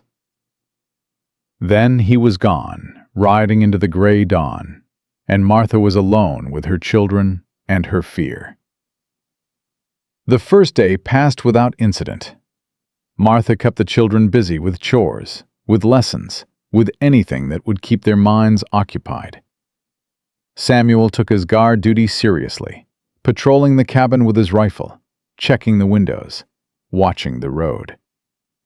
Tommy asked 100 questions about where Elijah had gone and when he was coming back. Martha answered as honestly as she could, which meant saying, "I don't know," more often than she wanted to. Grace was quiet again, not silent like before, but subdued. She spent hours by the window, watching the snow, her leather scrap clutched in her hands. "What are you looking for, baby?" Martha asked her. "Papa," Grace said softly. "I'm looking for Papa." Martha's heart broke a little more. "Elijah will be back soon," she said, pulling Grace into her lap. "He promised." "Not Elijah." Grace looked up at her with those big eyes. "My other Papa. The one who went away." Martha held her daughter close and didn't have words for the grief that swelled up inside her. William. Grace was still looking for William. "He's not coming back, sweetheart," Martha whispered. "You know that, right? Papa William is gone. He's in heaven now." "I know." Grace's voice was small. "But sometimes I pretend he's coming, so I'm not so scared." Martha rocked her, tears streaming down her face, and wished she could pretend too. The second day brought visitors. Martha saw them coming from a distance. 2 riders, moving slow and careful, their hands visible. Not attacking, not threatening, just coming. "Samuel," she said quietly, "get your brother and sister to the bedroom. Lock the door." "Mama!" "Do it now." Samuel obeyed, and Martha took. Agnes Fairfax was a woman in her 60s, gray-haired and sharp-eyed, sitting her horse like she'd been born in the saddle. Reverend Crane looked even frailer than he had at the wedding, but his eyes were kind. "May we come inside?" Agnes asked. "It's cold, and what we have to say shouldn't be said on a doorstep." Martha led them into the cabin, keeping the rifle close. Agnes looked around at the small space, at the burned smell still lingering from the barn fire, at the children peering out from the bedroom door. "So it's true," she said quietly. "Ezra Wheeler tried to burn you out." "How do you know about that?" "Everyone in town knows. Garrett was bragging about it at the saloon." Agnes's voice hardened. "That man has been a blight on Silver Creek for years. He owns half the town and thinks he owns the rest. Most folks are too scared to stand against him." "But not you?" "I'm too old and too mean to be scared of men like Ezra Wheeler." Agnes sat down at the table uninvited. "I knew your husband, William Wheeler. He used to come into my store for supplies. Good man, honest. Worked himself half to death trying to provide for his family." Martha's throat tightened. "You knew William?" "I knew him, and I knew he was nothing like his brother." Agnes leaned forward. "Mrs. Stone, there are people in town who don't like what Ezra's doing, who think a woman has a right to choose her own life. We've been quiet because quiet was safer. But what happened to your barn, that's not something we can ignore." "What are you saying?" "I'm saying you're not alone." Agnes reached into her coat and pulled out a folded paper. "This is a petition, signed by 23 citizens of Silver Creek, calling for the territorial marshal to investigate Ezra Wheeler's actions. Harassment, destruction of property, abuse of power. It's not much, but it's a start." Martha took the paper with trembling hands. 23 names. 23 people willing to stand against Ezra. "Why?" she whispered. "Why would you do this for us?" Reverend Crane spoke for the first time. "Because it's right, my dear. Because God calls us to protect the innocent and stand against injustice. Because," he smiled gently, "because your husband Elijah came to see me before he left. He asked me to watch over you. I told him I would do more than watch." Martha felt tears burn behind her eyes. Elijah. Even while he was gone, he was still protecting her. "There's more," Agnes said. "Ezra's pushing too hard, too fast. He's made enemies even among his own men. Garrett's loyal, but some of the others are having second thoughts. If we can show them that the town won't support Ezra's vendetta, they might back down. They might." Agnes's eyes were sharp. "It's not a guarantee, but it's leverage. And right now, leverage is what you need." Martha looked at the petition in her hands, at the names of people she'd never met who were willing to risk Ezra's anger for her. "Thank you," she said, her voice rough. "I don't know how to—" "Don't thank me yet." Agnes stood up. "Ezra's not going to take this lying down. When he finds out what we've done, he'll be furious. Things might get worse before they get better." "They're already worse." "They can always get worse, Mrs. Stone. Remember that." After Agnes and the Reverend left, Martha sat at the table and stared at the petition until the words blurred. 23 people. 23 strangers willing to fight for her. It wasn't enough to stop Ezra, she knew that. But it was something. It was proof that she wasn't alone, that the world wasn't entirely made up of wolves. "Mama?" Samuel appeared in the doorway. "Who were those people?" "Friends." The word felt strange in her mouth. "They came to help us." "Help us how?" Martha folded the petition and tucked it into her dress. "I'll tell you later. Right now, I need you to keep watching. Elijah should be back soon." "What if he's not?" Martha looked at her son, at his fierce young face, at the fear he was trying so hard to hide. Then we do what we've always done, she said. We survive. Together. Samuel nodded and went back to his post. Martha sat in the empty cabin and waited for her husband to come home. The third day dawned cold and gray. Martha woke with a start, her heart pounding, certain something was wrong. She lay still in the darkness, listening, but there was nothing. Just the wind. Just the silence. She got up and went to the window. The world outside was white and still. Snow had fallen overnight, covering everything in a fresh blanket that sparkled in the early light. It was beautiful, peaceful, completely at odds with the fear coiling in her gut. Elijah should be back today. He'd said 3 days, maybe 4. But what if something had happened? What if Ezra had found him on the road? What if he was lying somewhere in the snow, bleeding, dying, already dead? Stop it, Martha whispered to herself. Stop it. He's coming back. He promised. She made breakfast, woke the children, went through the motions of a normal day while every nerve in her body screamed with tension. Samuel watched her with knowing eyes. He didn't say anything, but he kept his rifle closer than usual. Tommy chattered about the snow, about wanting to build a fort, about when Elijah was going to come back and teach him to ride. Martha answered on autopilot, her attention split between her son and the window. Grace sat by the fire with her leather scrap, quiet and watchful. The hours crawled by. Noon came and went. Afternoon stretched into evening. The sun began to set, painting the snow in shades of orange and red. No Elijah. Martha stood at the window, her forehead pressed against the cold glass, and felt hope begin to crack. "Mama?" Grace's small voice came from behind her. "Is something wrong?" Martha turned.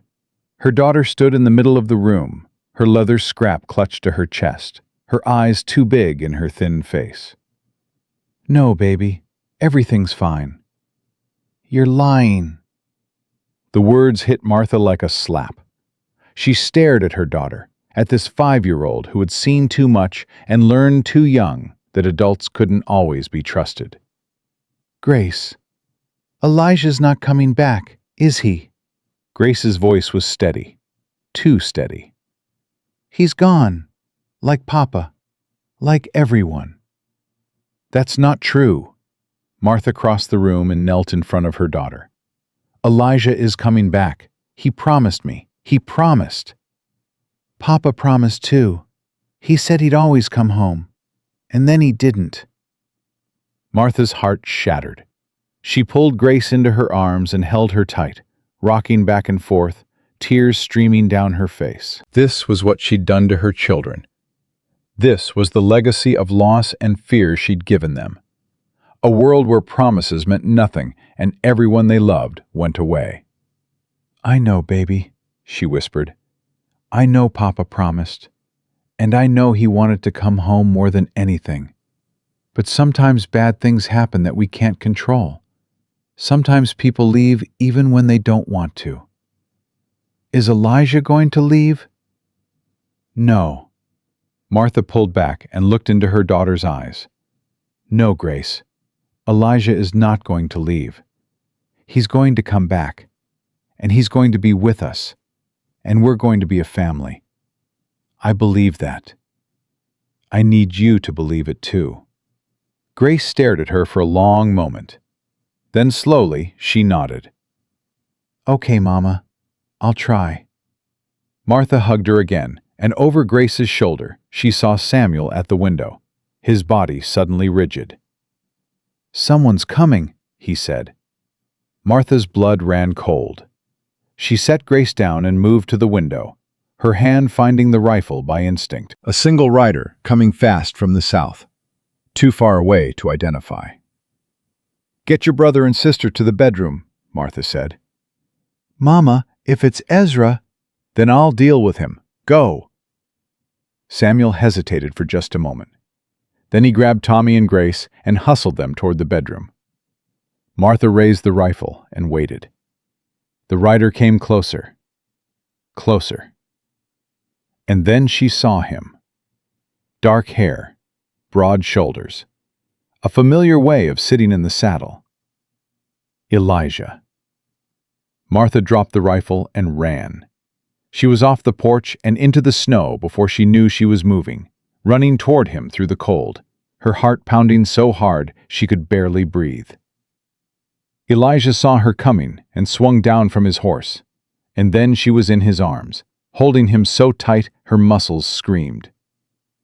"You came back!" Her voice was muffled against his chest. "You came back!" "I told you I would." His arms tightened around her. "I always keep my promises." Martha pulled back and looked at him.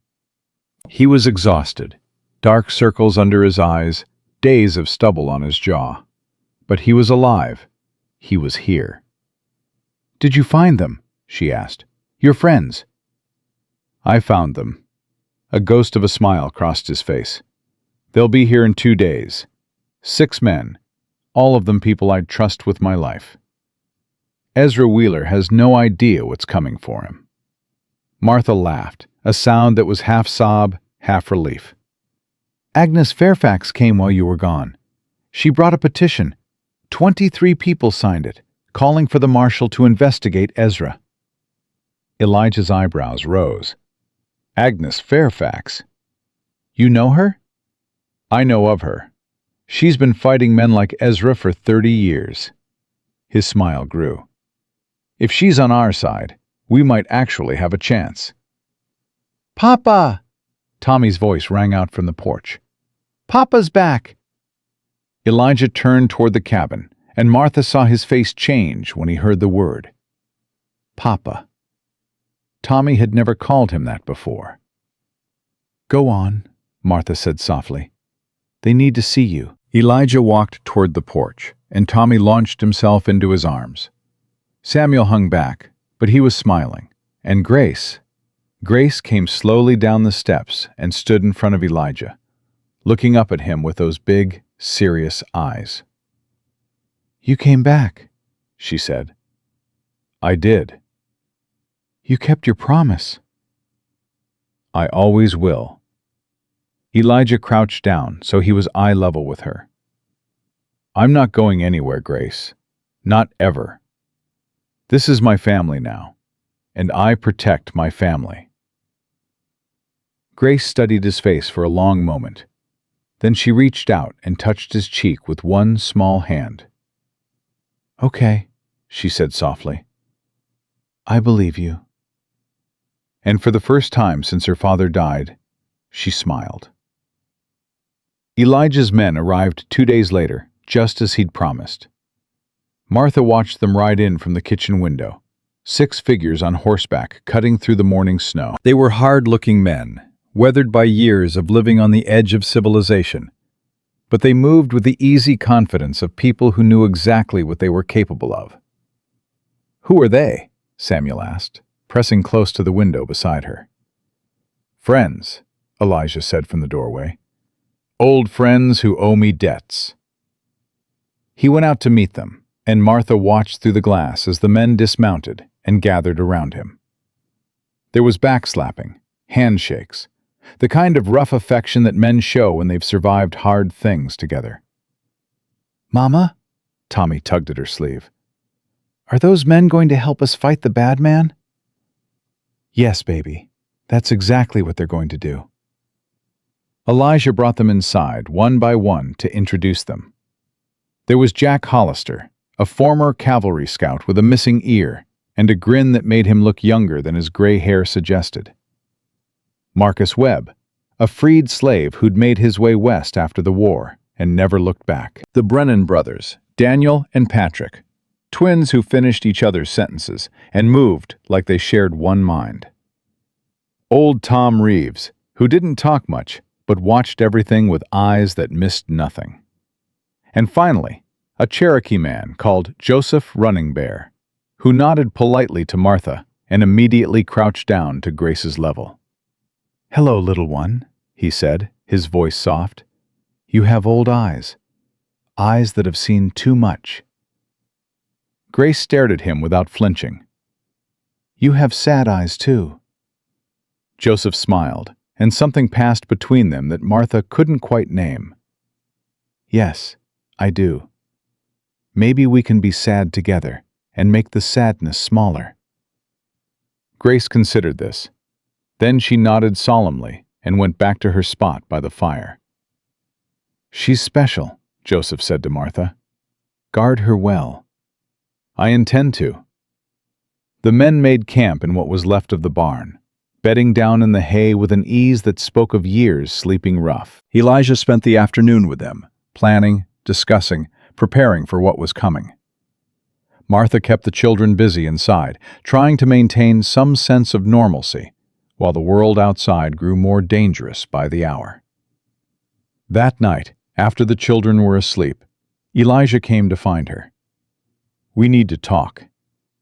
Martha set down the mending she'd been pretending to do. About what? About what happens tomorrow. Elijah sat down across from her, his face grave. Agnes Fairfax sent word. The territorial marshal is coming to investigate Ezra's conduct. He'll be here by noon. That's good, isn't it? It could be. Or it could make things worse. Elijah leaned forward. Ezra knows the marshal is coming. He knows about the petition, about the investigation. If he's going to make a move, it'll be before the marshal arrives. Tonight or early tomorrow morning. Martha's blood chilled. You think he'll attack? I think he's desperate. He's spent months hunting you, spent money and resources and reputation on this obsession. If the marshal rules against him, he loses everything. A man like Ezra doesn't accept losing. So what do we do? We wait. We watch. And if he comes, we're ready. Elijah reached out and took her hands. "Martha, I need to tell you something, in case—" "Don't!" Her voice was sharp. "Don't you dare say goodbye to me." "I'm not saying goodbye. I'm saying—" He stopped, struggling with words that didn't come easily. "I'm saying that these past weeks have been the best of my life since Catherine died. You and the children, you've given me something I didn't think I'd ever have again. A family. A reason to wake up in the morning." Martha's eyes burned. "Elijah." "Let me finish." His grip tightened on her hands. "If something happens tomorrow, if Ezra's men get through, I need you to take the children and run.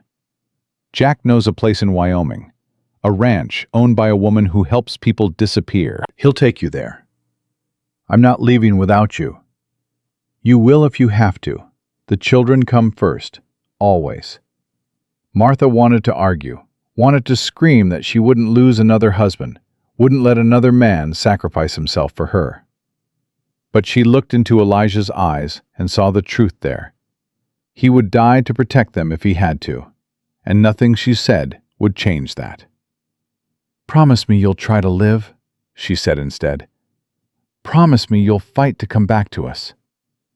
"I promise." She leaned forward and kissed him, not on the forehead like he'd kissed her at their wedding, but properly, fully, with all the fear and hope and desperate love she'd been holding back for weeks. Elijah froze for just a moment. Then his hands came up to cup her face, and he kissed her back with a hunger that stole her breath. When they finally pulled apart, both of them were trembling. "Well," Elijah said, his voice rough, "that was unexpected." Martha laughed, a sound that was half sob. "I've wanted to do that for days." "Why didn't you?" "I didn't know if you wanted me to. You said this marriage was just for protection. You said you wouldn't touch me." "I said I wouldn't touch you unless you wanted me to." Elijah's thumb traced along her cheekbone. "Do you want me to, Martha?" "Yes." The word came out as a whisper. "Yes, I want you to." Elijah pulled her close and held her, his heart beating steady against her ear. "Then whatever happens tomorrow, we face it together, as husband and wife, for real." For real, Martha agreed. And for one brief, precious moment, she let herself believe that everything was going to be all right. The attack came at dawn. Martha woke to the sound of gunfire, close and sharp in the early morning stillness. She was out of bed before she fully understood what was happening, her body moving on instinct, born of months of running. "Children, wake up! Now!" Samuel was already moving, grabbing his rifle, his young face set in grim lines. Tommy stumbled out of bed, confused and frightened, and Grace clung to Martha's nightgown with white-knuckled hands. "What's happening?" Tommy's voice was high with fear. "Bad men are coming." Martha pushed them toward the back of the cabin. "We need to hide. Samuel, help me move the trunk." Together, they dragged the heavy trunk away from the wall, revealing a trapdoor that Elijah had shown her days ago. A root cellar, he'd said, but also an escape route if they needed one. "Get in," Martha ordered. "All of you." "I should stay and fight." Samuel's jaw was set. Elijah taught you to protect your family. That's what you're doing." Martha grabbed his shoulders. "Get in that cellar. Keep your brother and sister safe. If anyone comes through that trapdoor who isn't me or Elijah, you shoot them. Understand?" Samuel's eyes widened. Then he nodded. Martha helped them down into the darkness, then closed the trapdoor and dragged the trunk back over it. Her hands were shaking, but her mind was clear. She grabbed the rifle Elijah had left for her and moved to the window. Outside, chaos reigned. Elijah's men had taken positions around the property, returning fire from behind cover. Martha could see muzzle flashes in the gray dawn, could hear shouts and screams and the terrible thunder of guns. And there, at the head of a group of riders, was Ezra Wheeler. He sat his horse like a king surveying his kingdom, untouched by the violence around him, his face calm and certain. He was close enough that Martha could see his expression, and what she saw made her blood run cold. He was smiling. The front door burst open, and Elijah stumbled through, blood running from a cut on his forehead. "Martha, get down!" "The children are in the cellar." "Good. Stay away from the windows." He pressed his back against the wall, reloading his pistol with practiced speed. "They've got us outnumbered. Ezra brought at least 15 men. Can we hold them off?" "We're trying." Elijah's jaw tightened. "Jack's down. Marcus is holding the south side, but I don't know for how long." "What do we do?" "We fight. We survive." He met her eyes. "And we wait for the marshal. He won't be here for hours. Then we hold for hours." A bullet shattered the window above Martha's head, showering her with glass. She ducked, heart pounding, and felt Elijah's hand on her arm. "Stay low. Don't shoot unless you have to. We need to conserve ammunition." He was gone before she could respond, back out into the chaos, and Martha was left alone with her rifle and her fear. The next hour was the longest of her life. She listened to the battle rage outside, flinching at every gunshot, praying with every breath that Elijah was still alive. She moved from window to window, watching for anyone who might try to breach the cabin, her finger resting on the trigger of her rifle. Twice she saw men approaching. Twice she raised her weapon and prepared to fire. Both times they were cut down by Elijah's allies before they reached the porch.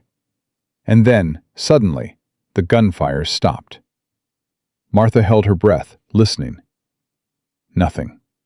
Just the wind, and somewhere in the distance, a horse's nervous whinny. The door opened. Martha spun, rifle raised, and found herself staring at Ezra Wheeler.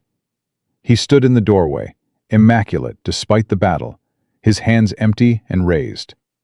Behind him, she could see Elijah on his knees in the snow, his hands bound, blood streaming down his face. Two of Ezra's men held him in place. "Mrs. Wheeler," Ezra said pleasantly. "Or should I say, Mrs. Stone? Please, put the gun down. There's no need for further violence. Where are the others? Your husband's friends? Dead or captured. It's over, Martha. There's nowhere left to run. He stepped into the cabin, still smiling that terrible smile. Now, we can do this the easy way or the hard way. The easy way, you put down the gun and come with me quietly. The hard way, he glanced back at Elijah. Well, the hard way involves me putting a bullet in your new husband's head while you watch. Your choice. Martha's hands were shaking. She couldn't breathe, couldn't think. Elijah's voice cut through the panic. Don't do it, Martha. Don't you dare give in to him. Shut up. One of Ezra's men struck Elijah across the face. Shut your mouth. Martha, listen to me. Elijah's voice was urgent despite the blood. He's going to kill me anyway. He's going to kill all of us. Don't let him. Another blow. Elijah sagged in his captor's grip. That's enough. Ezra's voice was mild. Martha, dear, I'm running out of patience. Put the gun down. Martha looked at Elijah, at his battered face, at the desperate plea in his eyes. He was telling her to run, telling her to save herself and the children, even if it meant watching him die. But she couldn't do it. She couldn't lose another husband, couldn't let her children become orphans again. She lowered the rifle. Good girl. Ezra moved toward her, his smile widening. I knew you'd see reason eventually. You always were smarter than William gave you credit for. He reached out to touch her face. And that's when the shot rang out. Ezra stumbled, his hand going to his shoulder, where a red stain was spreading across his fine coat. He spun toward the source of the shot, his face contorted with shock and rage. Samuel stood in the doorway of the bedroom, his rifle raised, his young face pale but determined. You stay away from my mother. For one frozen moment, no one moved. Then chaos erupted. Elijah threw himself backward, knocking his captors off balance. Martha dove for her rifle. Ezra's men shouted, scrambling for their weapons, and Samuel fired again. The second shot went wide, but it was enough to create confusion. Elijah broke free of his captors, his bound hands no longer a hindrance, as he used his body like a weapon. Martha raised her rifle and fired at the man closest to Ezra, saw him fall. The children! Elijah shouted. Get them out! Martha ran for the bedroom, grabbing Samuel's arm. The cellar, now! But now, Samuel! She yanked him toward the trapdoor, throwing aside the trunk, hauling up Tommy and Grace from the darkness below. Grace was crying silently, and Tommy looked like he might be sick. But they were alive. They were still alive. Back door, Martha ordered. Go, go, go! They ran. Behind them, the sounds of fighting continued. Gunfire, shouting, the terrible thud of bodies hitting the ground. Martha didn't look back. She couldn't look back. She just held Grace in her arms and ran. Tommy's hand gripped tight in hers, Samuel bringing up the rear with his rifle still clutched like a lifeline. They made it to the tree line before anyone came after them. Mama! Tommy's voice was shrill. Someone's coming! Martha spun, raising her rifle, ready to shoot whatever threat was bearing down on them. It was Joseph Running Bear. This way, he said, his voice calm despite the blood on his shirt. I know a place. They followed him through the trees, stumbling through snow that came up to the children's knees. Martha could hear pursuit behind them, shouts, hoofbeats, men crashing through the underbrush. Here, Joseph stopped at a rocky outcropping, a narrow gap barely visible beneath an overhang of stone. Inside, quickly. The children squeezed through. Martha followed, pulling Joseph after her. They pressed themselves against the cold stone, barely breathing as the sounds of pursuit grew closer. Men on horseback passed within feet of their hiding place. So close, Martha could hear their breathing. She can't have gone far, someone said. Find her! The hoofbeats moved away, the voices faded, and still they waited. Minutes passed, an hour, maybe more. Finally, Joseph spoke. "They've gone, for now." "What about Elijah?" Martha's voice cracked. "What about the others?" "I don't know." Joseph's face was grave. "When Ezra's men broke through our line, we scattered. I saw Jack fall. Marcus was fighting 3 men at once. Elijah—" He paused. "Elijah was still fighting when I ran." "We have to go back." "Not yet. Ezra's men are still searching. If we go back now, we'll be captured." "I won't leave him." "Mama," Samuel's voice was quiet but steady. "Joseph's right. We can't help Elijah if we're dead."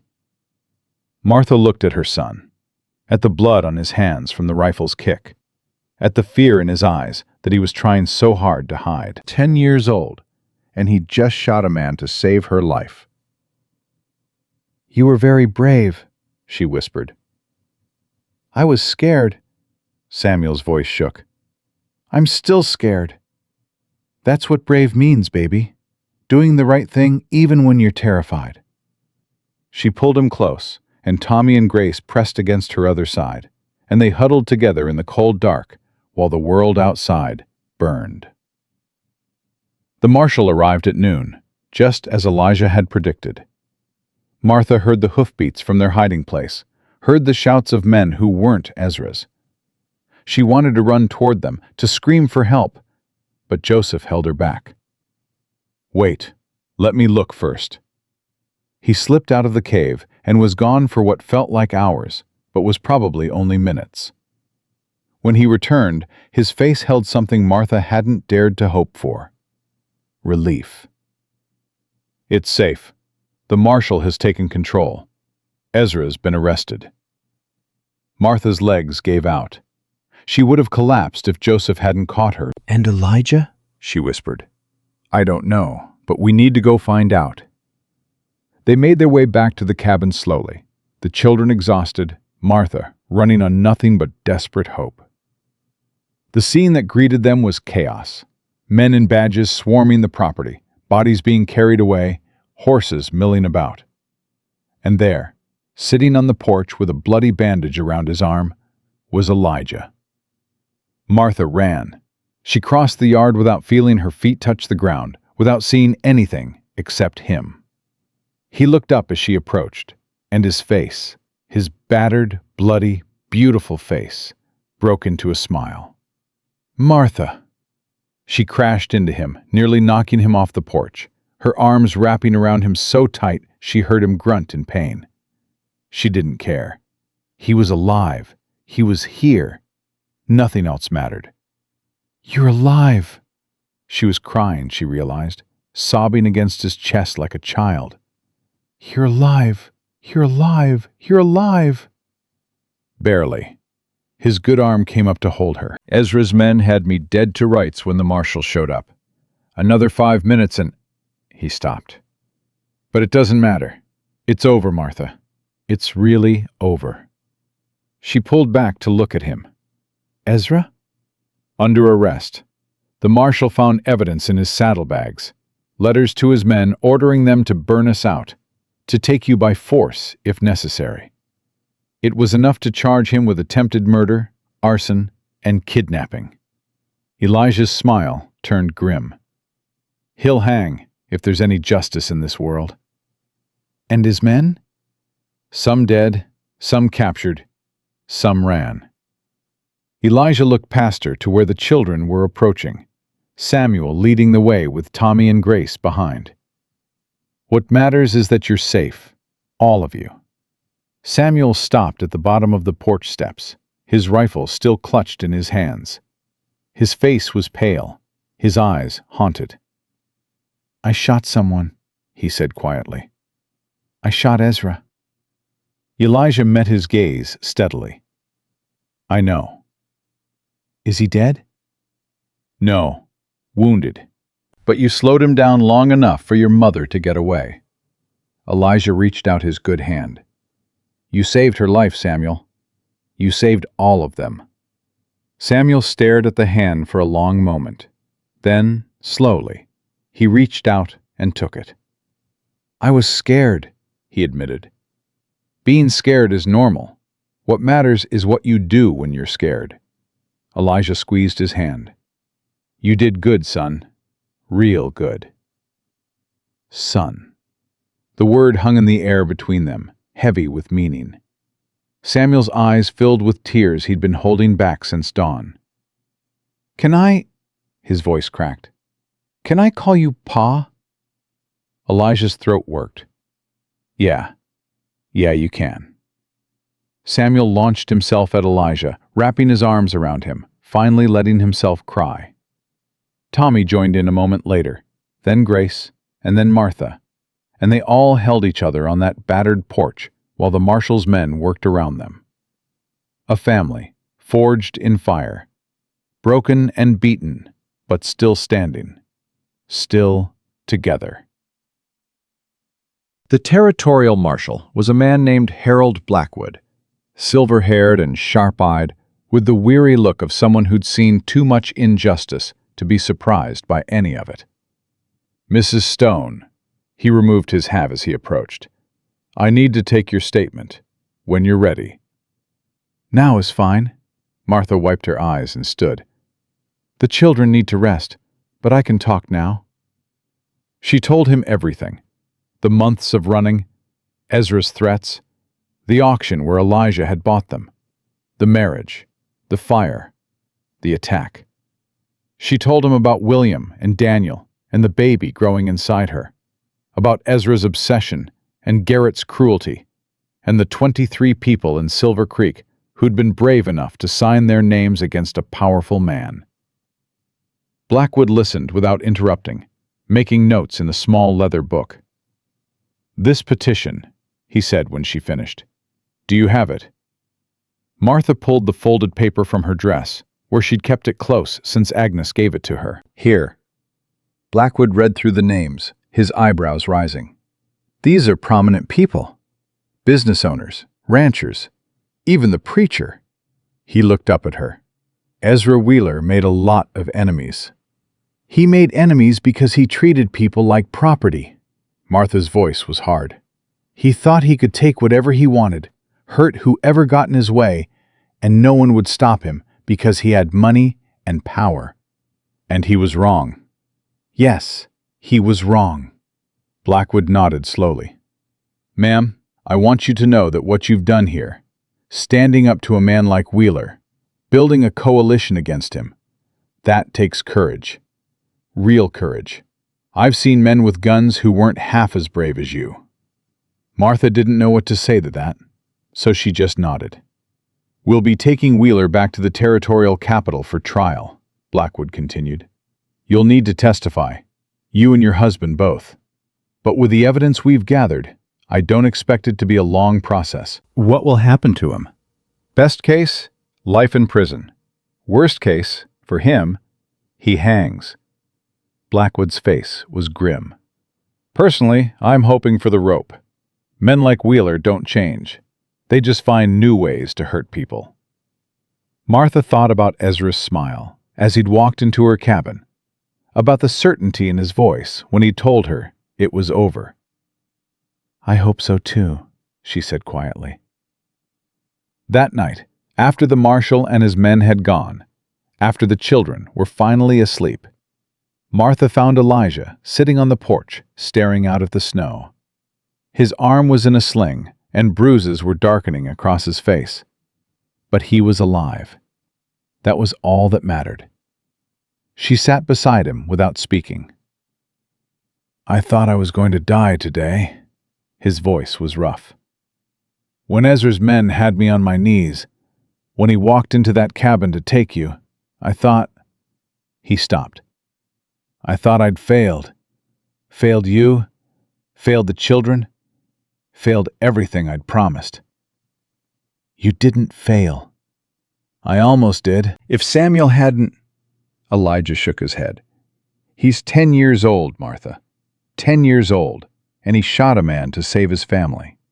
What kind of world makes a child do that? The kind of world we live in. Martha took his hand. But he's going to be okay, Elijah. We all are. Because of you. Because of us.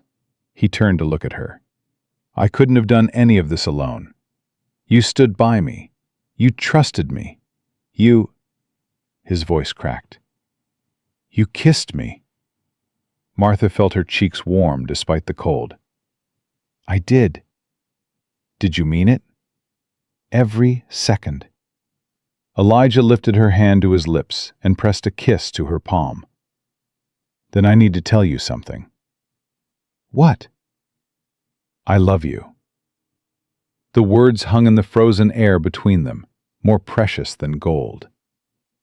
I love you, Martha Stone, Elijah repeated, his voice steady despite the emotion in his eyes. I don't know when it started. Maybe that first night, when you stood in my cabin doorway with snow in your hair and 3 terrified children behind you. Maybe later, when I watched you fight for them with everything you had. All I know is that somewhere along the way, this stopped being about protection or debt or doing the right thing. It became about you, about wanting to wake up next to you every morning, about wanting to grow old with you, about wanting to be the man you deserve. Martha felt tears sliding down her cheeks. Elijah, you don't have to say it back. I know this started as a practical arrangement. I know you married me to save your children, not because you loved me. I just needed you to know how I feel. In case... I love you too. Elijah stopped. What? I love you. Martha laughed through her tears. You impossible, stubborn, beautiful man. I love you. I've loved you for weeks. I was just too scared to say it. Scared of what? Scared that it would all fall apart. Scared that I'd lose you like I lost William. Scared that... Her voice broke. Scared that if I let myself love you, it would hurt too much when you were gone. I'm not going anywhere. I know that now. She reached up and cupped his face, mindful of the bruises. I know because you came back. You promised me you would, and you did. And I know that whatever happens next, whatever challenges we face, we'll face them together. Elijah leaned forward and kissed her, soft and sweet and full of promise. Together, he agreed against her lips. And for the first time since she'd run from Ezra Wheeler all those months ago, Martha felt truly, completely safe. The weeks that followed Ezra's arrest were the quietest Martha had ever known. Winter deepened around them, snow piling high against the cabin walls. But inside, there was warmth. Real warmth. The kind that came from laughter and shared meals, and children sleeping soundly without nightmares for the first time in months. Elijah's arm healed slowly, the wound leaving a scar that Martha traced with her fingers sometimes at night, a reminder of how close they'd come to losing everything. His bruises faded from purple to yellow to nothing, and bit by bit, the haunted look left his eyes. The children changed, too. Samuel put down his rifle and picked up books instead. Elijah had found a small collection in the cabin's storage, dusty volumes that had belonged to Catherine, and Samuel devoured them with the same intensity he'd once devoted to keeping watch. He was still protective, still watchful, but the desperate edge was gone. He was learning to be a boy again. Tommy talked constantly now, filling the cabin with questions and observations and the kind of innocent chatter that Martha had thought she'd never hear again. He followed Elijah everywhere, helping with chores, learning to care for the horses, asking why about everything under the sun. Elijah answered every question with patience. Martha found remarkable. And Grace. Grace was blooming. She spoke in full sentences now, her voice growing stronger every day. She'd started singing again, soft little songs she made up while she worked on her leather projects, and the sound of her voice was the sweetest thing Martha had ever heard. "Mama?" Grace looked up from the piece of leather she was sewing. When the baby comes, can I help take care of it? Martha's hand moved to her swollen belly. The baby was due any day now, and she could feel it shifting, restless, eager to meet the world. Of course you can, sweetheart. You'll be the best big sister. Better than Samuel and Tommy? Different than Samuel and Tommy. They'll be good big brothers in their way, and you'll be a good big sister in yours. Grace considered this. I want to teach the baby to sew, like Elijah taught me. I think the baby would like that very much. Elijah came in from the cold, stamping snow off his boots, and Grace immediately ran to show him her latest project. He crouched down to examine it with the same serious attention he gave everything, pointing out where her stitches were even and suggesting where they could be improved. Martha watched them together, this man who had lost his daughters and this girl who had lost her father, healing each other in ways neither of them fully understood. "You're staring," Elijah said, glancing up at her. I'm admiring. "Admiring what?" My family. Something soft passed across Elijah's face. He stood and crossed to her, pressing a kiss to her forehead. "Our family," he corrected. Our family, Martha agreed. The trial took place in early February. Martha and Elijah made the journey to the territorial capital, leaving the children in the care of Agnes Fairfax and Reverend Crane. It was the first time Martha had been separated from them since the auction, and the worry gnawed at her constantly. "They'll be fine," Elijah said for the 100th time. "Agnes would fight off an army to protect them. And the Reverend may be old, but he's got a backbone of steel." I know, You're a mother. Worrying is what you do. The courtroom was packed when they arrived. People from Silver Creek had made the journey, including many of the 23 who had signed the petition. Martha saw faces she recognized, and many she didn't, all of them there to witness the end of Ezra Wheeler's reign. Ezra himself sat at the defendant's table, his arm in a sling from Samuel's bullet, his face pale and drawn. He looked smaller somehow, diminished, like a puppet whose strings had been cut.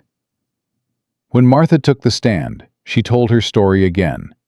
The same story she'd told the marshal, the same story she'd lived, but this time she told it to a room full of witnesses, to a judge who listened with grave attention, to a jury of 12 men who would decide Ezra's fate.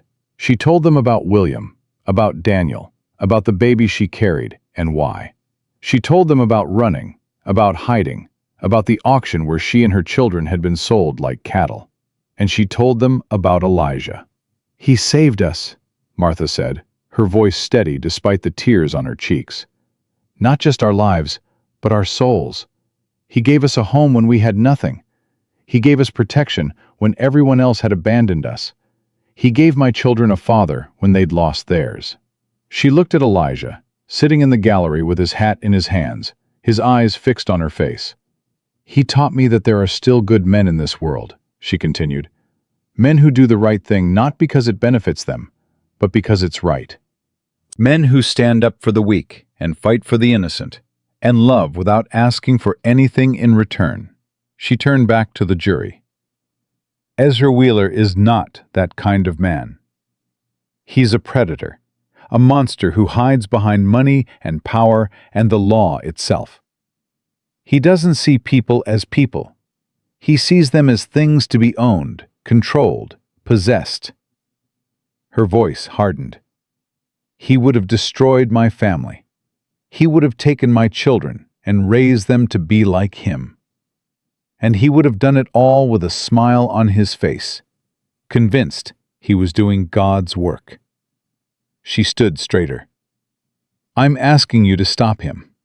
Not for revenge, not for justice, but for every other woman who might cross his path, every other family he might try to destroy, every other innocent person he might decide belongs to him. She paused. Please, don't let him hurt anyone else.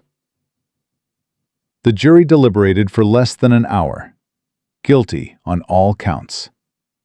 When the verdict was read, Ezra's face went white. He turned to look at Martha, and for the first time since she'd known him, she saw fear in his eyes. "This isn't over," he said, his voice carrying across the silent courtroom. "This will never be over. You're mine, Martha. You'll always be mine." "No." Martha's voice was calm. "I'm not yours. I never was. And now the whole world knows it." The judge sentenced Ezra to hang. Martha didn't stay to watch. She walked out of the courtroom with Elijah's hand in hers, out into the cold February sunshine, and she didn't look back. The baby came 3 weeks later. Martha woke in the middle of the night with a familiar tightening in her belly, and she knew immediately what was happening. She'd done this 3 times before. She knew the rhythm, the pain, the relentless progression of labor. "Elijah," she shook his shoulder. "It's time." He was awake instantly, on his feet before his eyes were fully open. "What do you need?" "Hot water, clean cloths, and someone to keep the children occupied." "Samuel can do that." Elijah was already moving, pulling on his boots. "I'll wake him." The next several hours were a blur of pain and effort. Martha had been through this before, but it never got easier.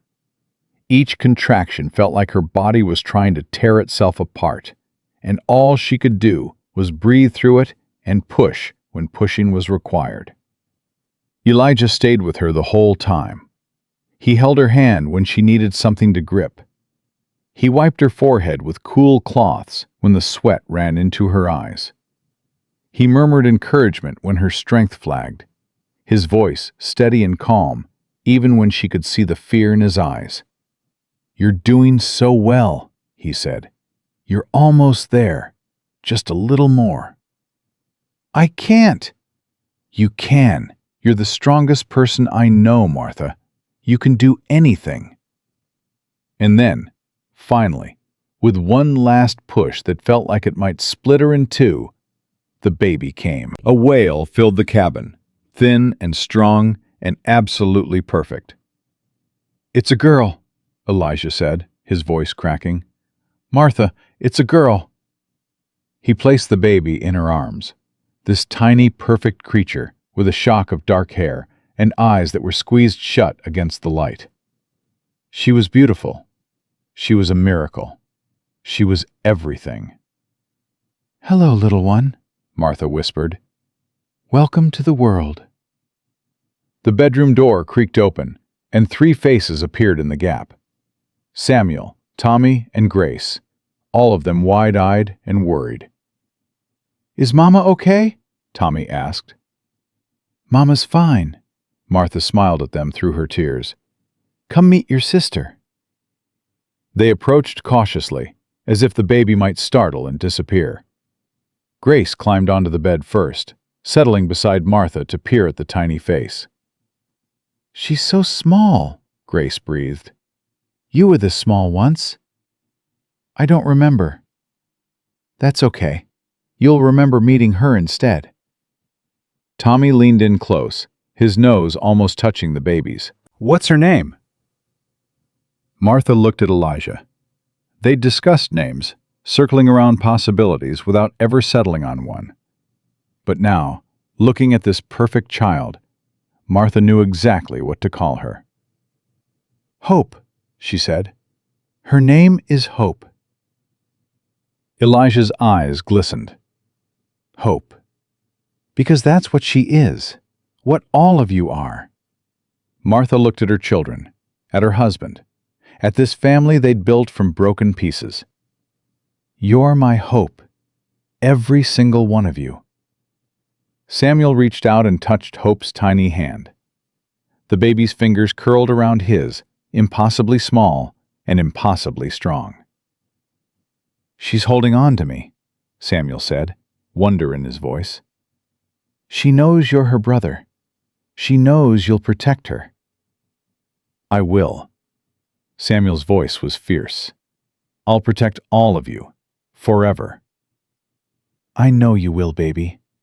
Martha reached out and stroked his hair. "I know." Spring came slowly to the mountains. The snow began to melt, revealing patches of brown earth and the first brave shoots of green. The days grew longer, the air warmer, and the ranch came alive with the sounds of animals and birds and children playing. Martha sat on the porch with Hope in her arms, watching Elijah teach Tommy to ride Bessie's replacement, a gentle bay mare they'd named Copper.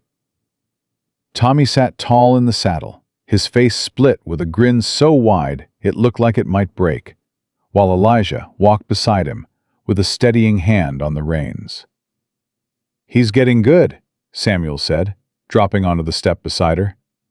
He'd shot up over the winter, gaining inches seemingly overnight, his face losing the last traces of childhood softness. "He has a good teacher." "Yeah." Samuel was quiet for a moment. "Ma, can I ask you something?" "Always. Do you ever think about what would have happened if Elijah hadn't been at that auction?" Martha looked at her son, at this boy who had become a man too fast, who carried scars that might never fully heal. "Sometimes," she admitted, "but then I remember that he was there, and that's all that matters. I used to hate him. I know. I thought he was going to be like Uncle Ezra, another man who wanted to own us." Samuel's jaw tightened. "But he's not. He's nothing like that." "No, he's not. He's a good father." The words hung in the air between them, heavy with meaning. Martha felt her heart swell. "Yes," she said softly. "He is." Samuel was quiet for another moment. Then he said, "I want to be like him when I grow up. I want to be the kind of man who protects people, who does the right thing even when it's hard." "You already are that kind of man, Samuel." "I'm just a kid." "You're a kid who shot a monster to save his mother." Martha reached out and took his hand. "You're a kid who kept his family together through the worst thing that ever happened to us. You're a kid who learned to be brave when bravery was the only option." She squeezed his fingers. "You're already the man you want to be. You just haven't finished growing into him yet." Samuel's eyes filled with tears he didn't bother hiding. "I love you, Ma." "I love you too, baby. More than anything in the world." He leaned against her shoulder, this tall boy who was still her son, and they watched together as Tommy rode in circles around the yard, his laughter carrying on the spring breeze. The first anniversary of their wedding came in late spring. Martha woke to find Elijah already gone from the bed, which wasn't unusual. What was unusual was the smell of cooking drifting through the cabin and the sound of children whispering. She got up and made her way to the kitchen, where she found chaos. Elijah stood at the stove, attempting to flip something in a pan, while Tommy clung to his leg and Grace tried to hand him ingredients. Samuel was at the table, wrestling with a bowl of batter that seemed to be winning. Hope sat in her cradle, watching the whole scene with wide eyes. "What on earth is going on?" Everyone froze. "You weren't supposed to be up yet," Tommy said accusingly. "We were making you breakfast," Grace added, "for your anniversary." Martha looked at Elijah, who had flour in his hair and something that might have been egg on his shirt. He shrugged helplessly. "It was supposed to be a surprise." "It's definitely a surprise." Martha crossed to him and kissed his cheek. "What are you making?" "Pancakes. Or we're trying to." He gestured at the pan, where something flat and misshapen was smoking slightly. "I'm better with horses than stoves." "I can see that." Martha took the spatula from his hand. "Why don't you let me take over? You can supervise." "But it was supposed to be special."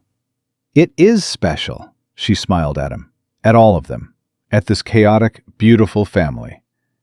It's the most special thing anyone's ever done for me."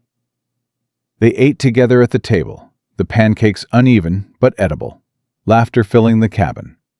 Hope fussed until Martha picked her up, and then she quieted, her small head resting against her mother's shoulder. After breakfast, Elijah asked Martha to walk with him. They left the children with Samuel in charge and made their way to the small rise behind the cabin, where Elijah had planted the garden in the fall. The seeds had taken root over the winter, and now green shoots were pushing up through the soil, reaching for the sun. "I wanted to show you something," Elijah said. He led her to the far corner of the garden, where a small wooden marker stood among the new growth. Martha's breath caught when she saw what was carved into it. Catherine, Emma, Lily, forever loved. "I know they're not buried here," Elijah said quietly. "They're back in Wyoming, on the ranch where we used to live. But I wanted—" His voice broke. "I wanted them to be part of this place too. Part of our family." Martha's eyes filled with tears. "Elijah, I've been carrying them alone for 4 years. And then you came, and the children came, and Hope came, and I realized—" He turned to face her. "I realize that I don't have to carry them alone anymore.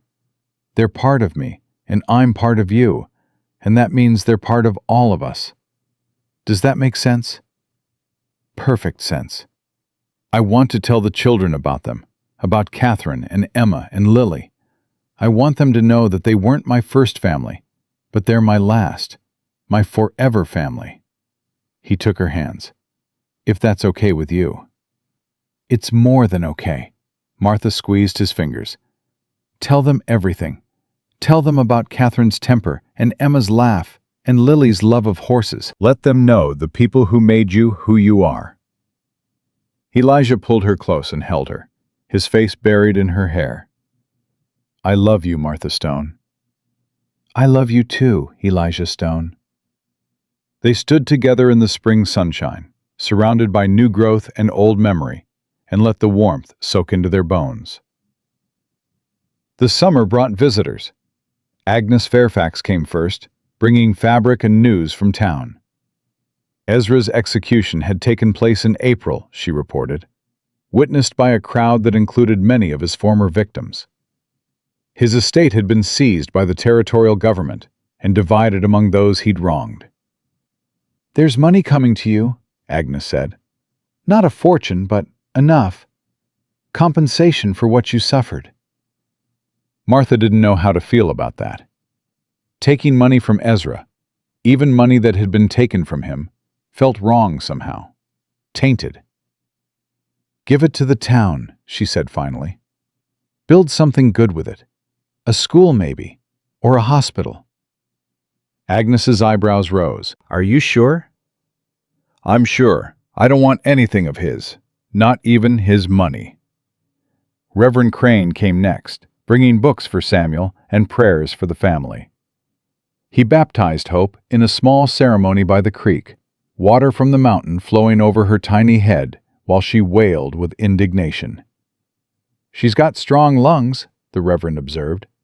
"She gets that from her mother," Elijah said, earning an elbow in the ribs from Martha. Joseph Running Bear came too, appearing one morning without warning, as was his way. He spent 3 days with them, teaching Grace to track animals through the forest, showing Tommy how to read the weather in the clouds, sharing stories around the fire that made even Samuel laugh. On his last night, he pulled Martha aside. "Your daughter is special," he said, nodding toward Grace. "She has the gift of seeing, of understanding things others miss." "What do you mean?" "I mean she will be a healer one day. Not of bodies, but of hearts. She knows how it feels to be broken. And that knowledge will help her mend others." Joseph smiled. "Guard her well. She has important work to do." Martha watched Grace, who was showing Hope the leather pouch she'd made, her small face alight with pride. "I will," Martha promised. "I'll guard all of them." "I know." Joseph touched her shoulder. "That's why the spirits led you here. to this place, to this man, to this life. It was all meant to be. Martha didn't know if she believed in spirits or fate or meant to be. But she believed in what she could see and touch and hold. She believed in her children's laughter and her husband's love and the home they'd built together from nothing. And maybe that was enough. 2 years later, on a warm September afternoon, Martha stood on the porch and watched her family. Samuel, now 12, was working with Elijah to repair a fence line, moving with the easy confidence of someone who knew his place in the world. He'd grown tall, taller than Martha now, with William's eyes and Elijah's steadiness. Tommy, 9 and eternally curious, was teaching Hope to walk. The toddler took wobbling steps toward him, her face screwed up with concentration, while Tommy held out his hands and encouraged her forward. Grace sat on the porch steps, a book in her lap but her eyes on the horizon. She'd started reading voraciously over the past year, consuming every book Elijah brought home from town, and she'd announced recently that she wanted to become a teacher. Like Catherine, she'd said, and Martha had seen Elijah's eyes fill with tears. Now, watching her daughter dream of a future that had once seemed impossible, Martha felt something settle in her chest. Peace. Real peace. The kind she'd stopped believing in during those long months of running. Elijah looked up from his work and caught her eye. He smiled, that slow, warm smile that still made her heart skip, and raised a hand in greeting. Martha waved back. They built something here, something real and lasting and good. Not perfect, nothing was perfect, but good. Strong enough to weather storms, deep enough to put down roots. Hope reached Tommy and grabbed his fingers, squealing with delight at her accomplishment. Tommy scooped her up and spun her around, and her laughter rang across the yard like bells. Grace looked up from her book. "Mama, are you crying?" Martha touched her cheek and realized she was. "Happy tears, baby." "What are you happy about?" Martha looked at her family, at Samuel and Elijah working side by side, at Tommy and Hope playing in the yard, at Grace growing into the remarkable woman she was meant to be. "Everything," Martha said. "I'm happy about everything." That night, after the children were asleep, Martha and Elijah sat on the porch like they did every evening. The stars were bright overhead, and the air smelled of autumn coming, and somewhere in the distance a coyote howled at the moon. "What are you thinking about?" Elijah asked. Martha leaned against his shoulder. "I'm thinking about that day at the auction, when you bought us for $12. Best $12 I ever spent." "Why did you do it?" Martha had asked him this before, but she wanted to hear the answer again, wanted to hold it close and remember. "Because it was wrong." Elijah's voice was soft. "Because you needed help, and I could give it. Because—" He paused. "Because I saw you standing there with your children, ready to fight the whole world to protect them. And I thought if Catherine could see me, if she could see what I'd become, she'd be ashamed. She'd want me to be better, to do better. And now?" "Now?" Elijah pulled her closer. "Now I think she'd be proud. I think she'd look at our family and she'd smile. I think she'd say—" His voice cracked. "I think she'd say I finally got it right." Martha reached up and touched his face. "You did get it right. We both did." "Even though it started with an auction?" "Even though it started with an auction." They sat in comfortable silence, watching the stars wheel overhead. "Elijah?" "Yeah?" "I'm glad your wagon wheel broke that day." He laughed, a sound that still surprised her sometimes with its warmth. "Me too. Me too." Martha closed her eyes and let herself feel everything. The solid warmth of her husband beside her, the quiet sounds of her children sleeping, the soft breath of the wind through the trees. 3 years ago, she'd been running for her life with 3 terrified children and a baby in her belly. She'd been sold at auction like livestock.